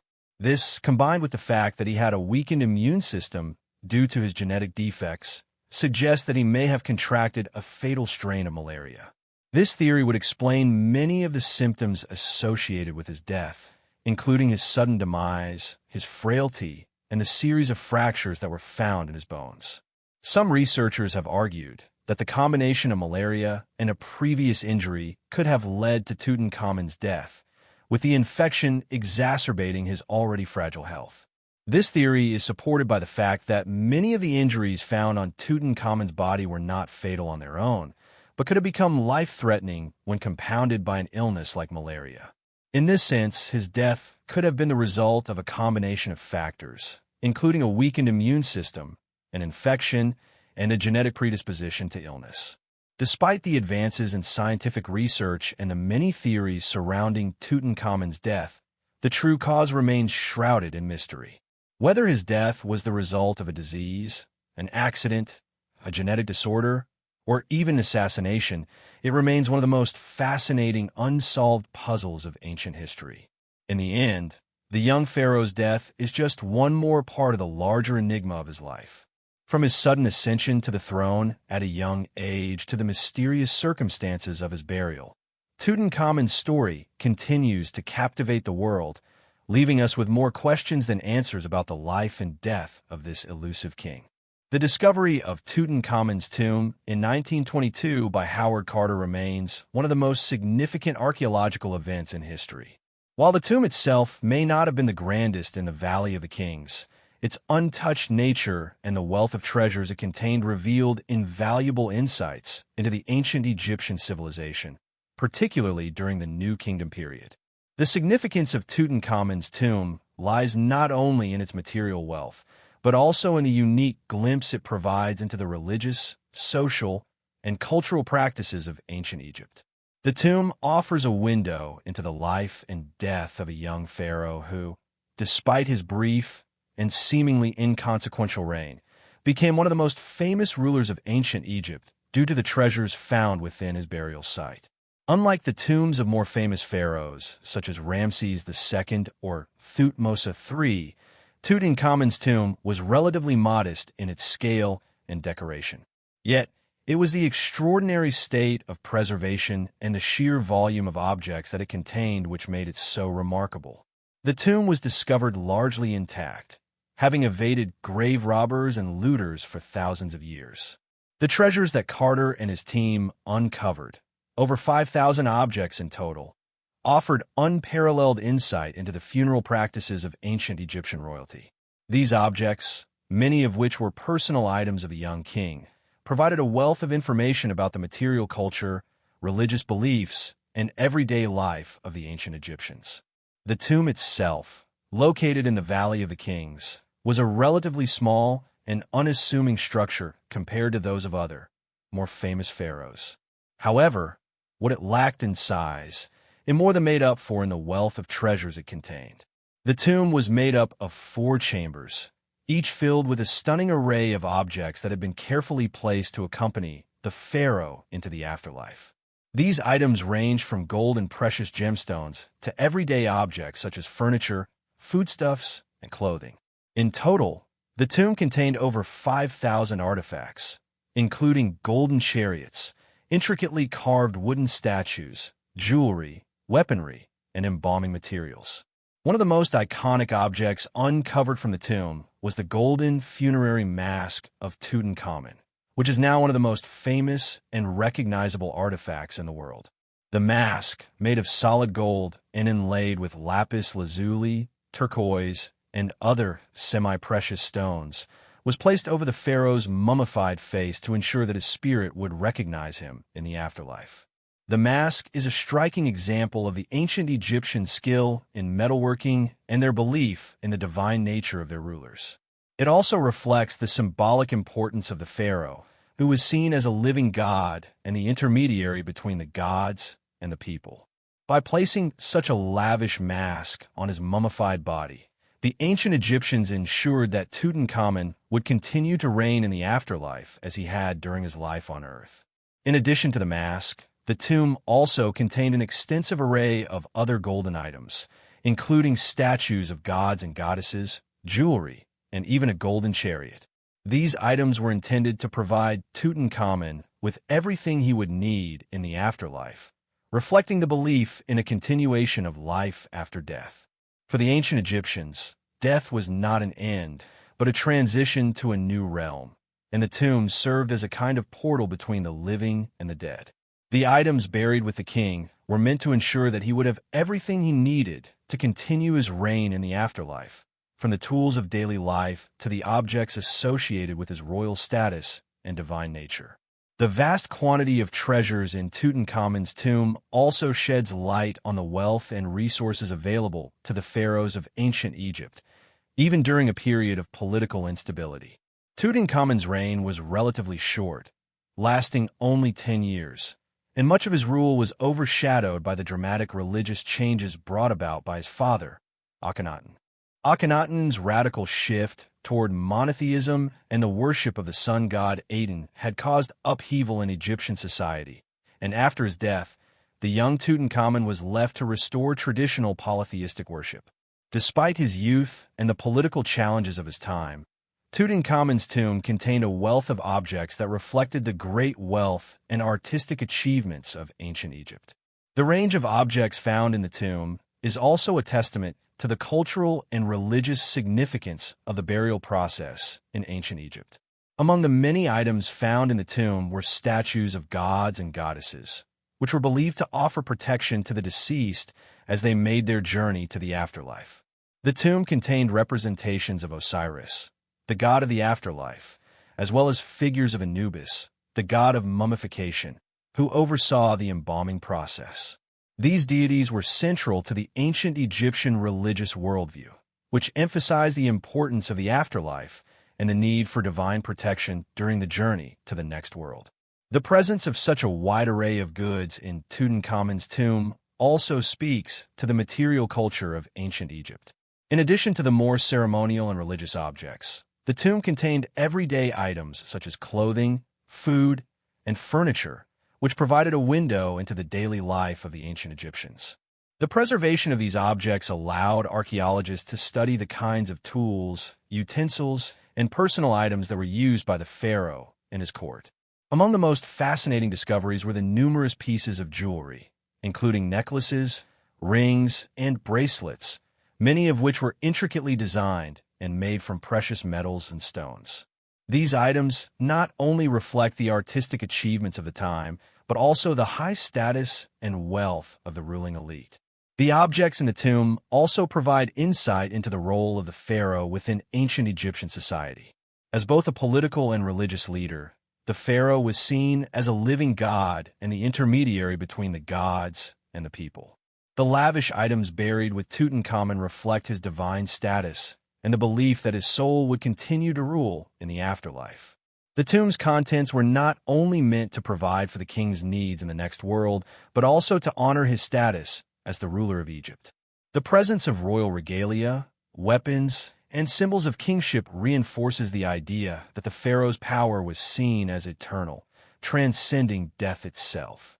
Beyond the material wealth, the tomb's significance also lies in the insight it offers into the funeral rituals and burial practices of ancient Egypt. The embalming process, for example, was a highly sophisticated practice that aimed to preserve the body for eternity. Tutankhamun's body was carefully mummified, with internal organs removed and preserved separately, while the body itself was wrapped in linen and placed inside a series of coffins, each nested within the other. The mummification process reflected the ancient Egyptians' belief in the importance of preserving the body, as they believed that the soul required a physical vessel to inhabit in the afterlife. The elaborate burial practices also demonstrated the Egyptians' complex understanding of death and the afterlife, which was deeply intertwined with their religious beliefs. The tomb of Tutankhamun also serves as a snapshot of the religious and political changes that occurred during the New Kingdom period. The discovery of the tomb has provided scholars with valuable insights into the religious practices of the time, particularly the restoration of traditional polytheistic worship after the reign of Akhenaten. The many religious items found in the tomb, including statues and amulets, reflect the resurgence of the old gods and goddesses after the brief period of monotheistic worship under Akhenaten. Tutankhamun's tomb, therefore, serves as a symbol of the return to stability and tradition in Egypt after the upheavals of his father's reign. The treasures of Tutankhamun's tomb have captivated the world for nearly a century, and the tomb continues to be a subject of fascination and study. The artifacts found within it provide an unparalleled glimpse into the life and death of a pharaoh, and they offer invaluable insights into the cultural, religious, and material aspects of ancient Egyptian civilization. While Tutankhamun may not have been the most powerful or influential pharaoh, his tomb has left an indelible mark on our understanding of ancient Egypt and remains one of the most extraordinary archaeological discoveries in history. Through the treasures of his tomb, we are able to see a world long gone, a world of gods and kings, of art and ritual, and of beliefs that transcended death itself. The discovery of Tutankhamun's tomb in 1922 was not only a pivotal moment in the field of archaeology, but also sparked a worldwide cultural phenomenon that continues to resonate today. The treasures and mysteries surrounding the boy king's tomb captured the imagination of the public, scholars, and artists alike.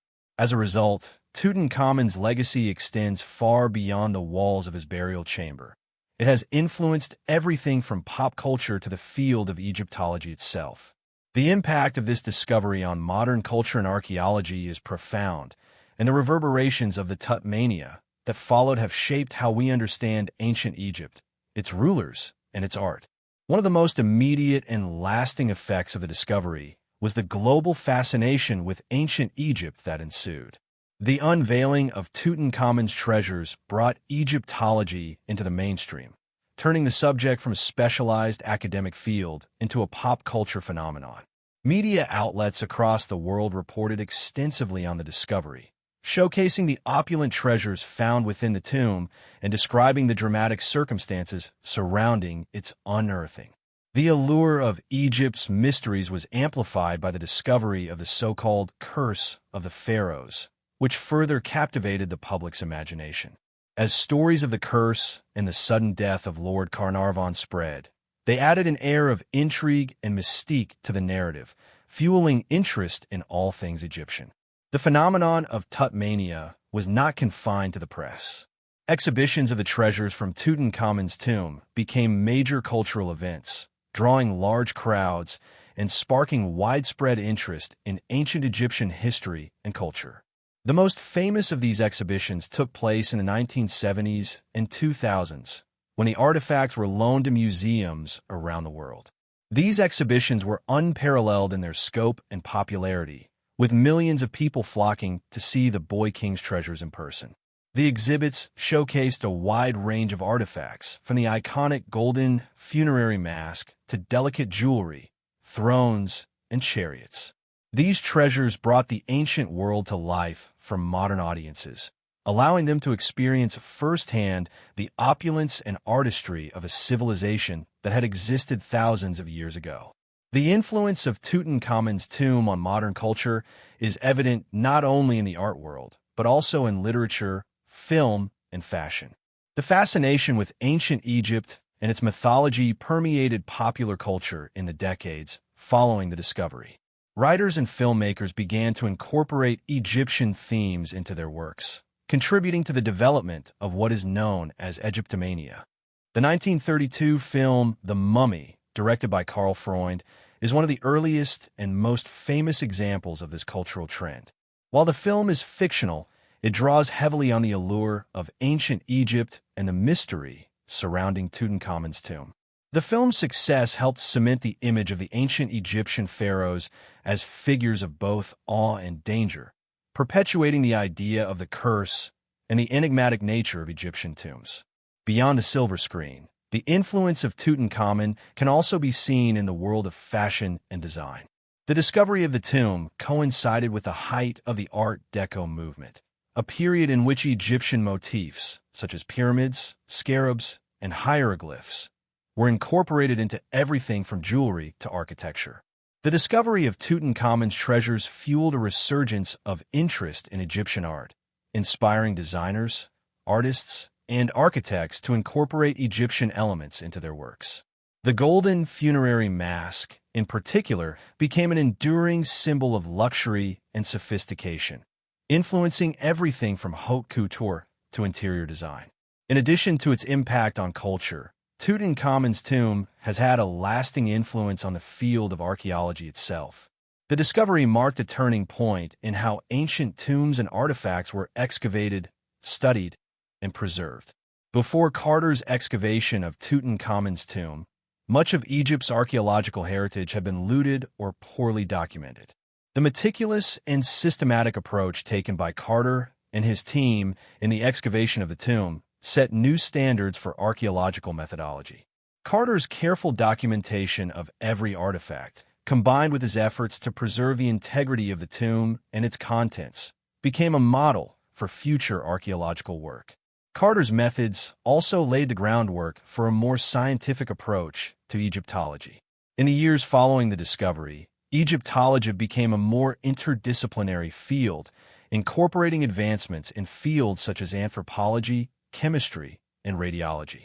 One of the most significant developments was the use of medical technology to study ancient mummies. The use of X-rays and CT scans, which began with the study of Tutankhamun's body, allowed researchers to learn more about the health, injuries, and embalming practices of ancient Egyptians. These techniques, which have been further refined over the years, have provided scholars with unprecedented insights into the lives of pharaohs and other individuals from ancient Egypt. The preservation and conservation of artifacts also became a focal point of archaeological practice following the discovery of Tutankhamun's tomb. The sheer wealth and fragility of the treasures in Tutankhamun's tomb made it clear that preserving such items for future generations was of utmost importance. The development of conservation techniques, such as the stabilization of fragile materials, the use of protective coatings, and careful climate control, became critical components of archaeological projects. The study of Tutankhamun's tomb helped establish best practices for the conservation of ancient artifacts, ensuring that the treasures of ancient Egypt will be preserved for future generations to study and admire. Furthermore, the discovery of Tutankhamun's tomb helped to shift the perception of ancient Egypt from a largely mythological and speculative subject to a more scientifically grounded discipline. The tomb's treasures, which were studied and cataloged in meticulous detail, provided scholars with tangible evidence of the material culture, religious practices, and social structures of ancient Egypt. This evidence, combined with the advances in scientific techniques, such as radiography, allowed Egyptology to become a more empirical field, rooted in both material evidence and scientific analysis. Today, Egyptology remains a vibrant and interdisciplinary field, with scholars from all over the world continuing to study the tomb of Tutankhamun and the artifacts it contained. Beyond archaeology, Tutankhamun's legacy has had a profound impact on the way modern societies view ancient civilizations. The discovery of his tomb, along with the subsequent media coverage and exhibitions, helped to shape the popular imagination's understanding of ancient Egypt as a land of mystery, wonder, and hidden treasures. The tomb's treasures, many of which are now housed in the Egyptian Museum in Cairo, have become symbols of ancient Egypt's grandeur, and they continue to draw millions of visitors each year. The discovery also sparked a broader interest in the ancient world, inspiring individuals to explore the history, culture, and achievements of civilizations long past. In the world of education, the discovery of Tutankhamun's tomb has had a lasting impact on how history and archaeology are taught. The story of Carter's excavation, the unearthing of the treasures, and the mystery surrounding the tomb have become an integral part of the narrative in history classrooms around the world. The discovery provides students with a tangible example of how archaeology works and the ways in which modern technology can be applied to the study of ancient cultures.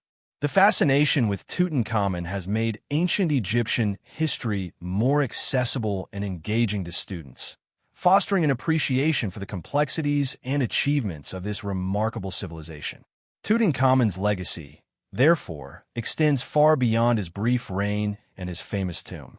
His influence on modern culture, from film and fashion to archaeology and education, has ensured that he remains a key figure in our understanding of the ancient world. The treasures found in his tomb continue to inspire awe and curiosity, while the methodologies developed through the study of his burial have advanced the field of archaeology in ways that continue to shape how we approach the study of ancient civilizations. Ultimately, Tutankhamun's legacy is a testament to the enduring allure of ancient Egypt, a civilization that continues to captivate the imagination of people around the world. The discovery of Tutankhamun's tomb in 1922 was not only a groundbreaking moment in archaeology, but also the beginning of one of the most enduring legends in the world of ancient Egypt, the so-called Curse of the Pharaohs. This mysterious curse, which allegedly doomed those who entered the tomb to untimely and tragic deaths, captivated the public's imagination and became an integral part of the Tutankhamun story. While modern scholars and scientists have debunked many aspects of the curse, the myth has persisted over the decades, fueled by the mysterious deaths surrounding the discovery and the dramatic circumstances surrounding the excavation. The question remains, was there really a curse, or was it a myth constructed by the media and popular culture to add intrigue to an already sensational story? The origins of the Curse of the Pharaohs can be traced back to the sudden and dramatic death of Lord Carnarvon, the British aristocrat who funded Howard Carter's excavation of Tutankhamun's tomb. Just months after the tomb was opened and the first artifacts were removed, Lord Carnarvon died unexpectedly in 1923. He was reportedly bitten by a mosquito, and the wound became infected, leading to a rapid and fatal illness. His sudden death was widely publicized, and many began to speculate that it was the result of a curse placed on those who disturbed the tomb of the young pharaoh. The idea that an ancient curse might have been responsible for such a tragedy quickly gained traction, especially in the sensationalized media of the time. The media's portrayal of Lord Carnarvon's death as a direct result of the curse was fueled by the dramatic and mysterious nature of his passing. He died in Cairo, far from his home in England, and his death occurred just as the excavation was gaining international attention. The press seized on the coincidence and began to speculate that the curse of Tutankhamun had claimed its first victim. Lord Carnarvon's death was described as eerily linked to the events surrounding the tomb's discovery, and this set the stage for the widespread belief in the curse. The fact that Lord Carnarvon had been one of the key figures in the excavation of the tomb, along with the sudden and unexpected nature of his death, made the idea of a supernatural force at work all the more compelling to the public. The media frenzy surrounding Lord Carnarvon's death sparked a cascade of other unexplained events and deaths that were linked to the tomb in the public's mind. Within a few years of the discovery, several other individuals associated with the excavation, including Carter's colleagues and other members of the expedition team, experienced untimely deaths or suffered serious health issues. In some cases, The circumstances of these deaths were suspicious or unusual, further feeding the belief in the curse. The most notable of these was the death of A.C. Merton, a member of the excavation team, who died after contracting pneumonia in 1924. Merton's death was immediately attributed to the curse, despite the fact that he had been ill with a common respiratory infection that was prevalent at the time. Adding fuel to the fire was the fact that many of the people involved in the discovery of the tomb, such as Carter and his team, faced personal and professional setbacks following the excavation. Some believed that these misfortunes were also a manifestation of the curse. The idea of the curse of the pharaohs became a central part of the story of Tutankhamun's discovery, and it quickly became a legend that transcended the initial event. The media's portrayal of the curse, combined with the deaths and misfortunes of those involved, transformed the tale into an enduring myth. However, as time passed, the idea of the curse began to face increasing skepticism from both the public and the scientific community. The notion that a curse could be the cause of these deaths was increasingly viewed as improbable, especially as more rational explanations were put forward. Critics argued that the deaths of those associated with the tomb were simply coincidental, and that they could be explained by natural causes, such as illness, infection, or even the harsh conditions of early 20th century Egypt. Modern medical research has also shown that many of the individuals associated with the tomb's discovery, including Lord Carnarvon, were already in poor health or vulnerable to infections, making them susceptible to illness regardless of any supernatural forces at play. In addition to the natural explanations for these deaths, some researchers have pointed out that the spread of the curse of the pharaohs can be attributed in large part to the sensationalized media coverage of the time. In the years following the discovery of the tomb, the press was eager to capitalize on the public's fascination with ancient Egypt, and the idea of a curse was a perfect way to keep interest high. Newspapers and magazines regularly reported on the curse, sensationalizing the deaths and misfortunes of those connected to the tomb. This media campaign, in turn, perpetuated the myth of the curse and transformed it into a central part of the Tutankhamun narrative. Over time, further debunking of the curse occurred as more individuals associated with the tomb's discovery lived long, healthy lives, contradicting the notion that the curse had a far-reaching and permanent impact.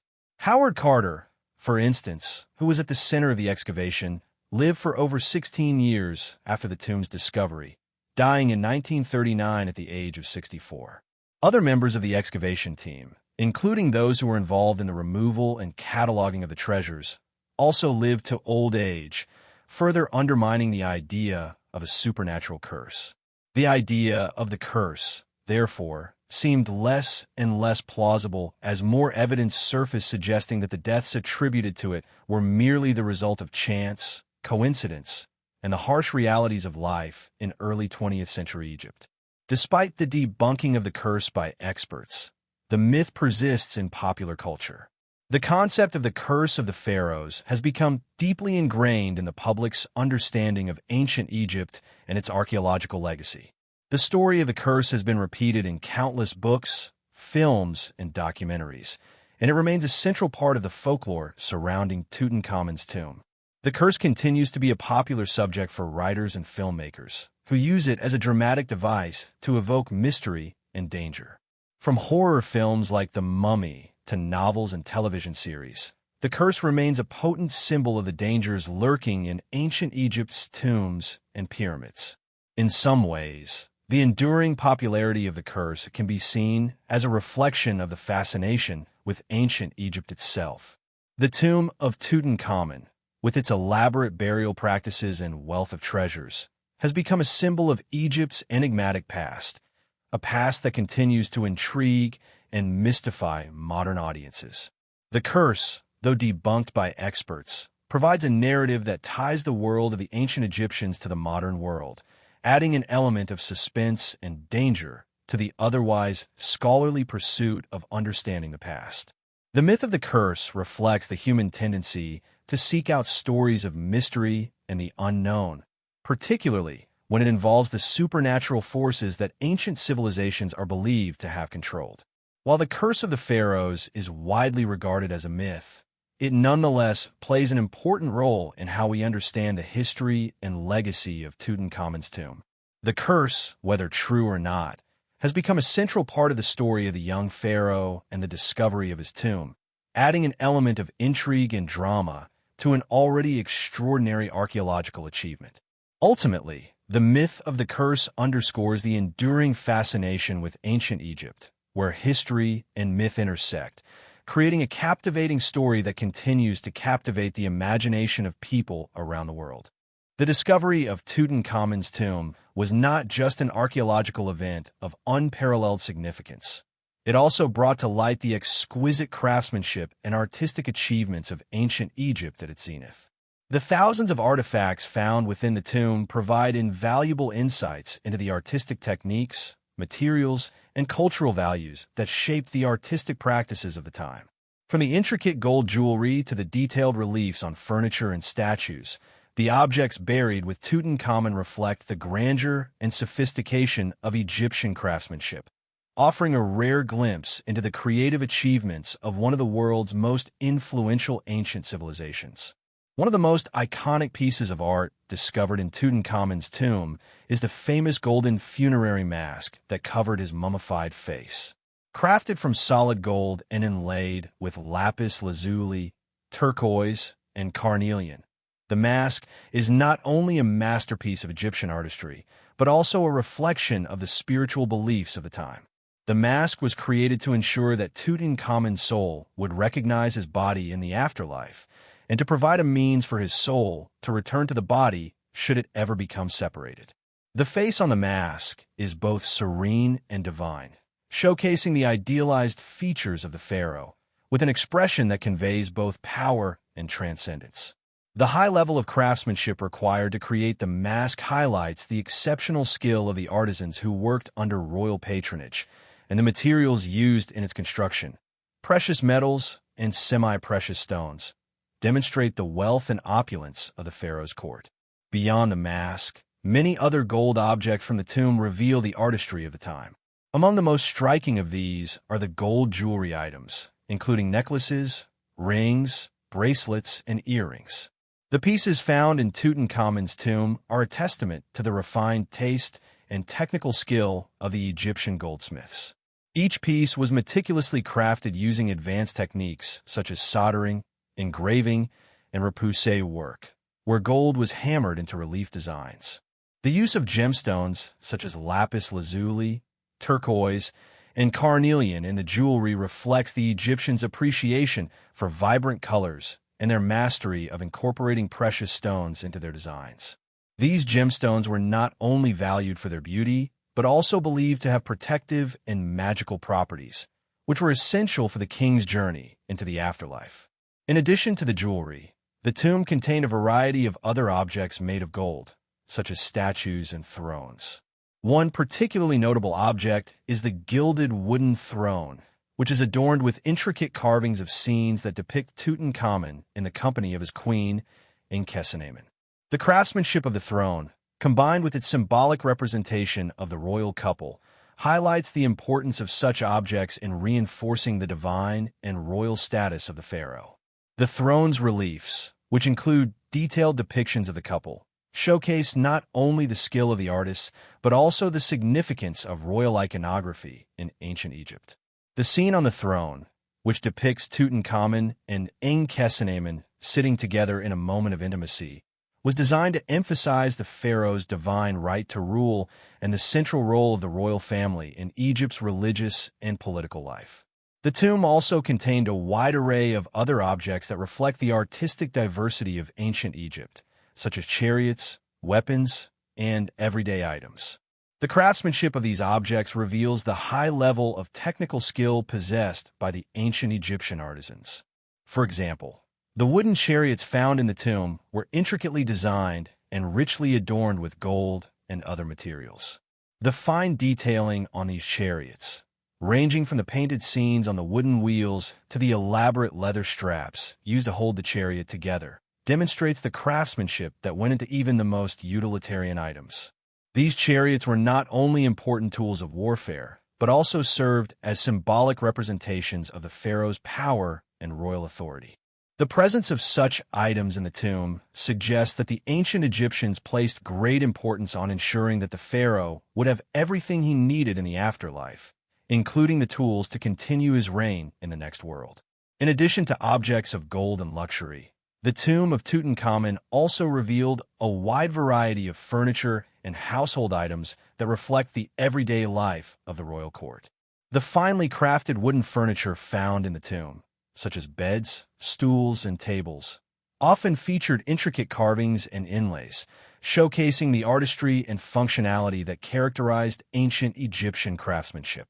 These objects were not merely practical items. They were also designed to reinforce the divine status of the pharaoh. The carvings on the furniture often depicted scenes from the pharaoh's life or representations of gods and goddesses, linking the king's earthly existence with the divine realm. The high level of craftsmanship involved in the creation of these items also highlights the advanced woodworking and carving techniques employed by ancient Egyptian artisans. Another important aspect of the art and craftsmanship found in Tutankhamun's tomb is the use of color and symbolism in the objects. Color played a significant role in ancient Egyptian art, with each hue carrying its own symbolic meaning. For example, gold was associated with the sun and the gods, symbolizing divinity and eternal life. The use of lapis lazuli, a deep blue stone, was often associated with the heavens and the divine, while turquoise represented protection and health. The vivid colors used in the jewelry, masks, and furniture in Tutankhamun's tomb reflect the Egyptians' deep belief in the spiritual power of color and its connection to the afterlife. The choice of materials and colors in the items found in the tomb was not arbitrary. It was deeply symbolic, reflecting the ancient Egyptians' belief in the importance of these items for the king's journey into the next world. The artistic traditions of ancient Egypt were rooted in religious and cultural values that placed great emphasis on the afterlife. The objects found in Tutankhamun's tomb were not just for decoration. They were meant to accompany the king into the afterlife, ensuring that he would be provided for and protected in the next world. The high level of craftsmanship seen in these objects reflects the belief that the pharaoh was a divine being, and his burial was an occasion of great importance. The artisans who created these works were highly skilled and worked under royal patronage, producing objects that were both functional and highly symbolic. The intricacy and beauty of these objects, many of which were made with the finest materials available, demonstrate the immense resources that were devoted to the king's burial and the importance of craftsmanship in ancient Egyptian society. The discovery of these treasures not only provides insight into the artistic achievements of ancient Egypt, but also offers a window into the cultural and religious practices of the time. The craftsmanship of the objects found in Tutankhamun's tomb reveals a deep understanding of material culture, symbolism, and the role of art in religious rituals. The tomb's treasures reflect the complex relationship between the king, the gods, and the afterlife, illustrating how art and craftsmanship were used to express and reinforce the divine nature of the pharaoh. In conclusion, the art and craftsmanship of Tutankhamun's treasures provide a rich and detailed picture of the advanced artistic traditions of ancient Egypt. The objects found in his tomb are not just remarkable for their beauty and intricacy, but also for the insights they offer into the spiritual, cultural, and social values of the ancient Egyptians. Through the masterpieces of gold, jewelry, statues, and furniture, we are able to glimpse the sophistication of Egyptian artistry and the importance of craftsmanship in the life and death of the pharaoh. These treasures continue to captivate the world today, serving as enduring symbols of the glory and magnificence of ancient Egypt. The ancient Egyptian practice of mummification is one of the most iconic and enduring symbols of their civilization. For the Egyptians, death was not the end of life, but rather a transition to another world. The belief in an afterlife was central to their religious worldview, and mummification played a vital role in ensuring that the deceased soul would be able to continue its journey into the next realm. The preservation of the body, which was thought to house the soul, was paramount. This process, which involved sophisticated techniques and rituals, aimed to protect the body from decay and ensure that it could serve as a vessel for the soul's return in the afterlife. The mummification process of Tutankhamun, though relatively standard in terms of technique, is particularly significant due to the wealth of information it provides about the ancient Egyptian methods of embalming and their religious practices surrounding death.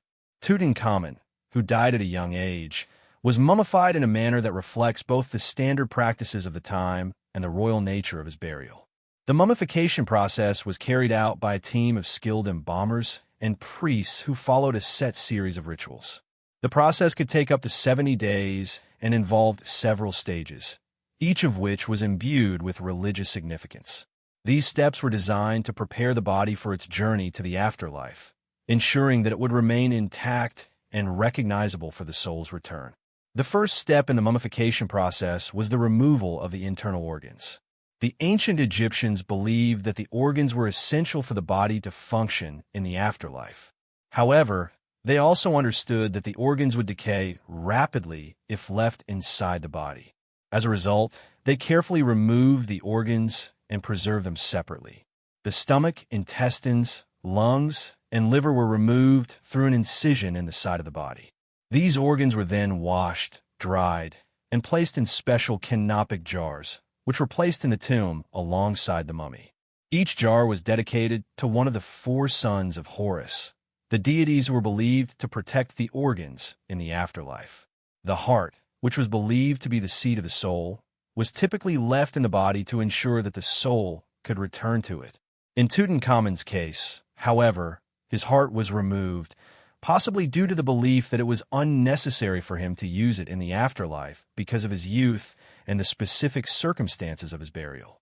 After the internal organs were removed, the body was then dehydrated to prevent it from decomposing.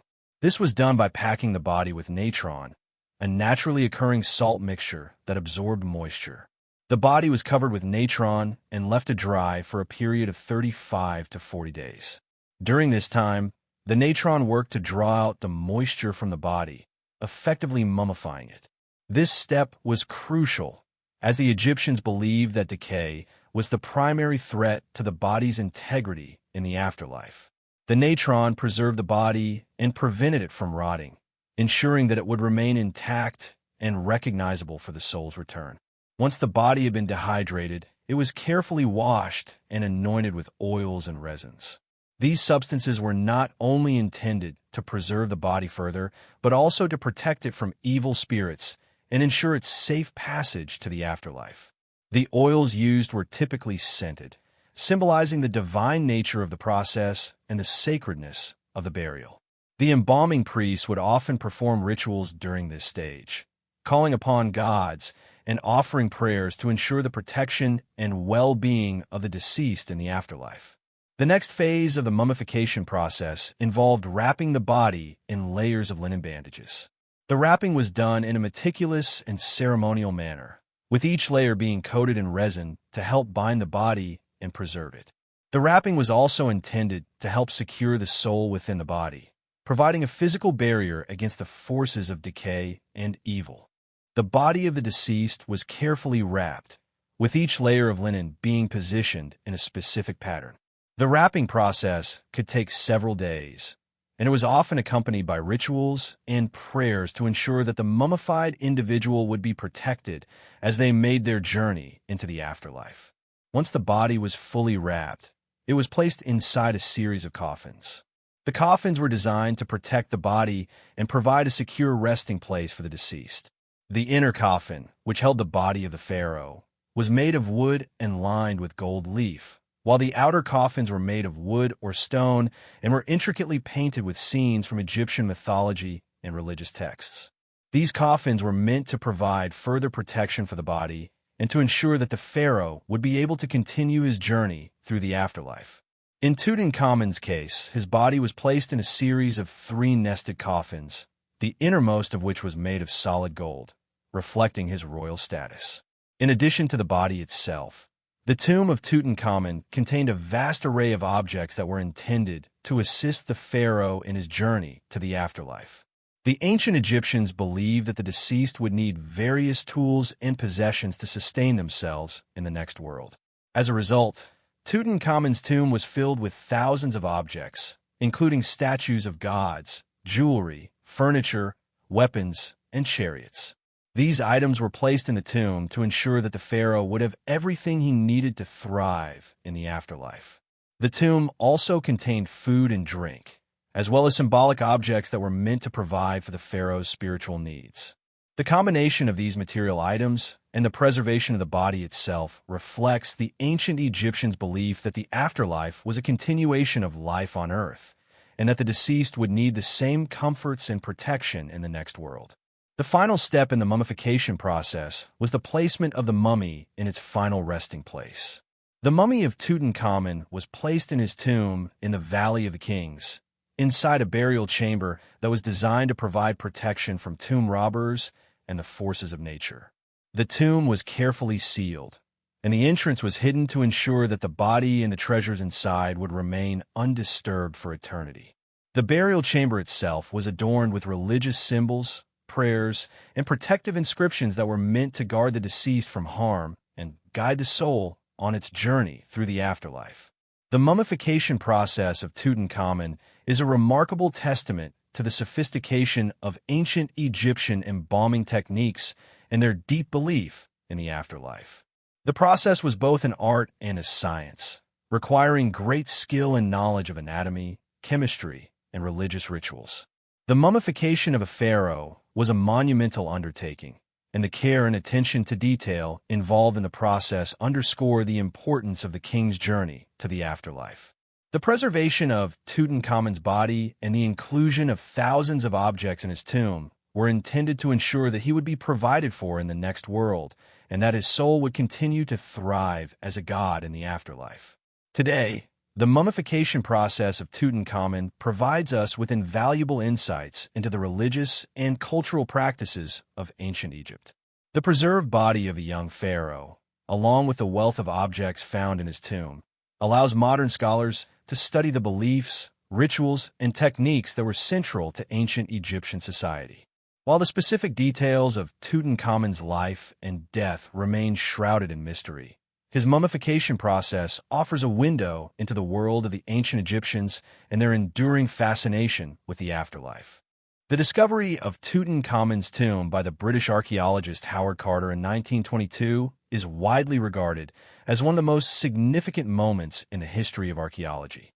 It was a finding that not only unearthed a wealth of treasures, but also illuminated an era of Egyptian history that had long been shrouded in mystery. Carter's discovery of the tomb of the young pharaoh, whose reign had been largely forgotten by history, was the culmination of years of painstaking excavation work and relentless pursuit of a single goal. The excavation itself is a remarkable story of determination, scientific rigor, and a deep fascination with Egyptology, which ultimately led to the unearthing of one of the most famous tombs in the Valley of the Kings. The story of Carter's discovery began in the early 1900s when he first arrived in Egypt as a young artist and archaeologist. Initially hired to work as a draftsman for the Egypt Exploration Fund, Carter soon became fascinated by the rich history and mysteries of ancient Egypt. Over time, he transitioned from drawing archaeological finds to becoming a full-fledged archaeologist. His passion for Egyptology was evident in his meticulous work and deep interest in the country's ancient monuments. By the time he was in his mid-30s, Carter had become a well-established archaeologist, known for his expertise in Egyptian tombs. The key to Carter's success in discovering Tutankhamun's tomb lay in his association with Lord Carnarvon, a wealthy British aristocrat who shared Carter's fascination with ancient Egypt. In 1907, Carter was introduced to Lord Carnarvon, who had been funding archaeological expeditions in Egypt for several years. Carnarvon was particularly interested in the Valley of the Kings, an area that had already yielded many important discoveries, but was believed to hold the remains of many more undiscovered tombs. At the time, the Valley of the Kings was thought to have been almost entirely excavated, and many archaeologists believe that there were no more significant tombs to be found. Despite this belief, Carter remained convinced that there was still one undiscovered tomb in the valley, and he focused his efforts on finding it. For years, Carter worked diligently in the Valley of the Kings, searching for signs of a hidden tomb that had eluded previous archaeologists. He studied the layout of the valley, the locations of previously discovered tombs, and historical records to try to pinpoint the exact location of a tomb that might have been missed. Carter's persistence paid off in 1917, when, after years of fruitless searching, he identified a small, seemingly insignificant area in the valley that he believed might hold the tomb of a royal figure. In 1922, after years of searching and with his funds running low, Carter made one last push to secure the funding necessary to continue his excavation. Lord Carnarvon, who had been an enthusiastic supporter of Carter's work, agreed to finance one more season of digging. Carter's team began excavating the area that Carter had identified, and after a few months of digging, they discovered the first sign that they had found something extraordinary, a set of steps leading down to an entrance that had been hidden beneath the rubble. Carter's team was ecstatic, but they were also cautious. The discovery was so unexpected that they wanted to make sure that it was indeed a tomb and not just another structure. After a few days of careful excavation, the team uncovered the entrance to the tomb, and they found that it had been sealed for thousands of years. The seal was marked with a hieroglyphic inscription that indicated it was the tomb of a royal figure. Carter, with the permission of Lord Carnarvon, broke the seal and entered the tomb. What he found inside was nothing short of astonishing, a treasure trove of artifacts, all preserved in remarkable condition, in a tomb that had been untouched by tomb robbers for over 3,000 years. The tomb was filled with gold, jewels, statues, chariots, and a host of other luxurious items that had been carefully placed inside to accompany the pharaoh into the afterlife. Among the most famous objects found inside the tomb were the golden funerary mask of Tutankhamun, a gilded throne, intricate jewelry, and the elaborate sarcophagus that contained the mummified body of the young pharaoh. The tomb also contained several rooms filled with items that were used in the pharaoh's daily life, including food, clothing, and weapons. Each object was meticulously cataloged by Carter and his team, marking the beginning of what would become an unprecedented excavation that would forever change our understanding of ancient Egypt. The discovery of the tomb was met with both excitement and skepticism. The sheer wealth of the objects inside the tomb stunned the world, and the media quickly picked up on the story, sensationalizing the discovery. The treasures were heralded as a key to understanding ancient Egyptian culture, art, and religious practices. However, some scholars initially questioned the authenticity of the find, particularly since the tomb had not been fully plundered, as was typical of many other tombs in the Valley of the Kings. The fact that Tutankhamun's tomb appeared to have been undisturbed for thousands of years led some to suggest that it might not belong to a pharaoh at all, but to a lesser royal figure or a high-ranking official. However, as Carter's team continued to carefully document and analyze the items in the tomb, it became clear that the tomb belonged to a pharaoh, and eventually, the identity of the king was confirmed as Tutankhamun, a relatively minor ruler whose reign had been overshadowed by that of other more famous pharaohs. The discovery of Tutankhamun's tomb was also significant because of the manner in which it was found. Unlike many other royal tombs in the Valley of the Kings, which had been looted by tomb robbers over the centuries, Tutankhamun's tomb appeared to have remained untouched. This was remarkable, as many of the tombs in the valley had been plundered by thieves in antiquity, leaving only fragments of the original treasures. The preservation of the tomb's contents was a rare stroke of luck, and it offered scholars an unparalleled opportunity to study the burial practices, material culture, and artistic achievements of ancient Egypt in great detail. The fact that the tomb had remained hidden for so long meant that it was able to provide an authentic snapshot of the royal burial customs of the time. As Carter and his team continued their work, they faced many challenges, not the least of which were the logistical and financial obstacles associated with such a large-scale excavation. Carter was also concerned with maintaining the integrity of the tomb and its contents, which required careful handling and preservation of the delicate artifacts. The tomb was filled with thousands of items, and cataloging and conserving these objects was a painstaking process that took years to complete. Despite the challenges, Carter remained dedicated to the excavation and study of the tomb, and his meticulous work ensured that the discoveries would be documented and preserved for future generations. In the years following the discovery of the tomb, Carter's work continued to generate interest and excitement. The treasures from the tomb were eventually displayed in exhibitions around the world, allowing millions of people to view the extraordinary artifacts up close. The tomb of Tutankhamun became a symbol of the mystery and wonder of ancient Egypt, and the artifacts from the tomb provided scholars and the general public with invaluable insights into the material culture, religious beliefs, and royal life of the time. Howard Carter's discovery of Tutankhamun's tomb was a turning point in the history of archaeology. It not only uncovered a wealth of treasure, but also provided a rare and unparalleled look into the life and death of a young pharaoh. Carter's relentless dedication to the pursuit of knowledge and his commitment to preserving the artifacts of the tomb ensured that the discovery would leave a lasting legacy. The tomb of Tutankhamun remains one of the most significant archaeological finds of all time, and the story of its discovery continues to captivate people around the world.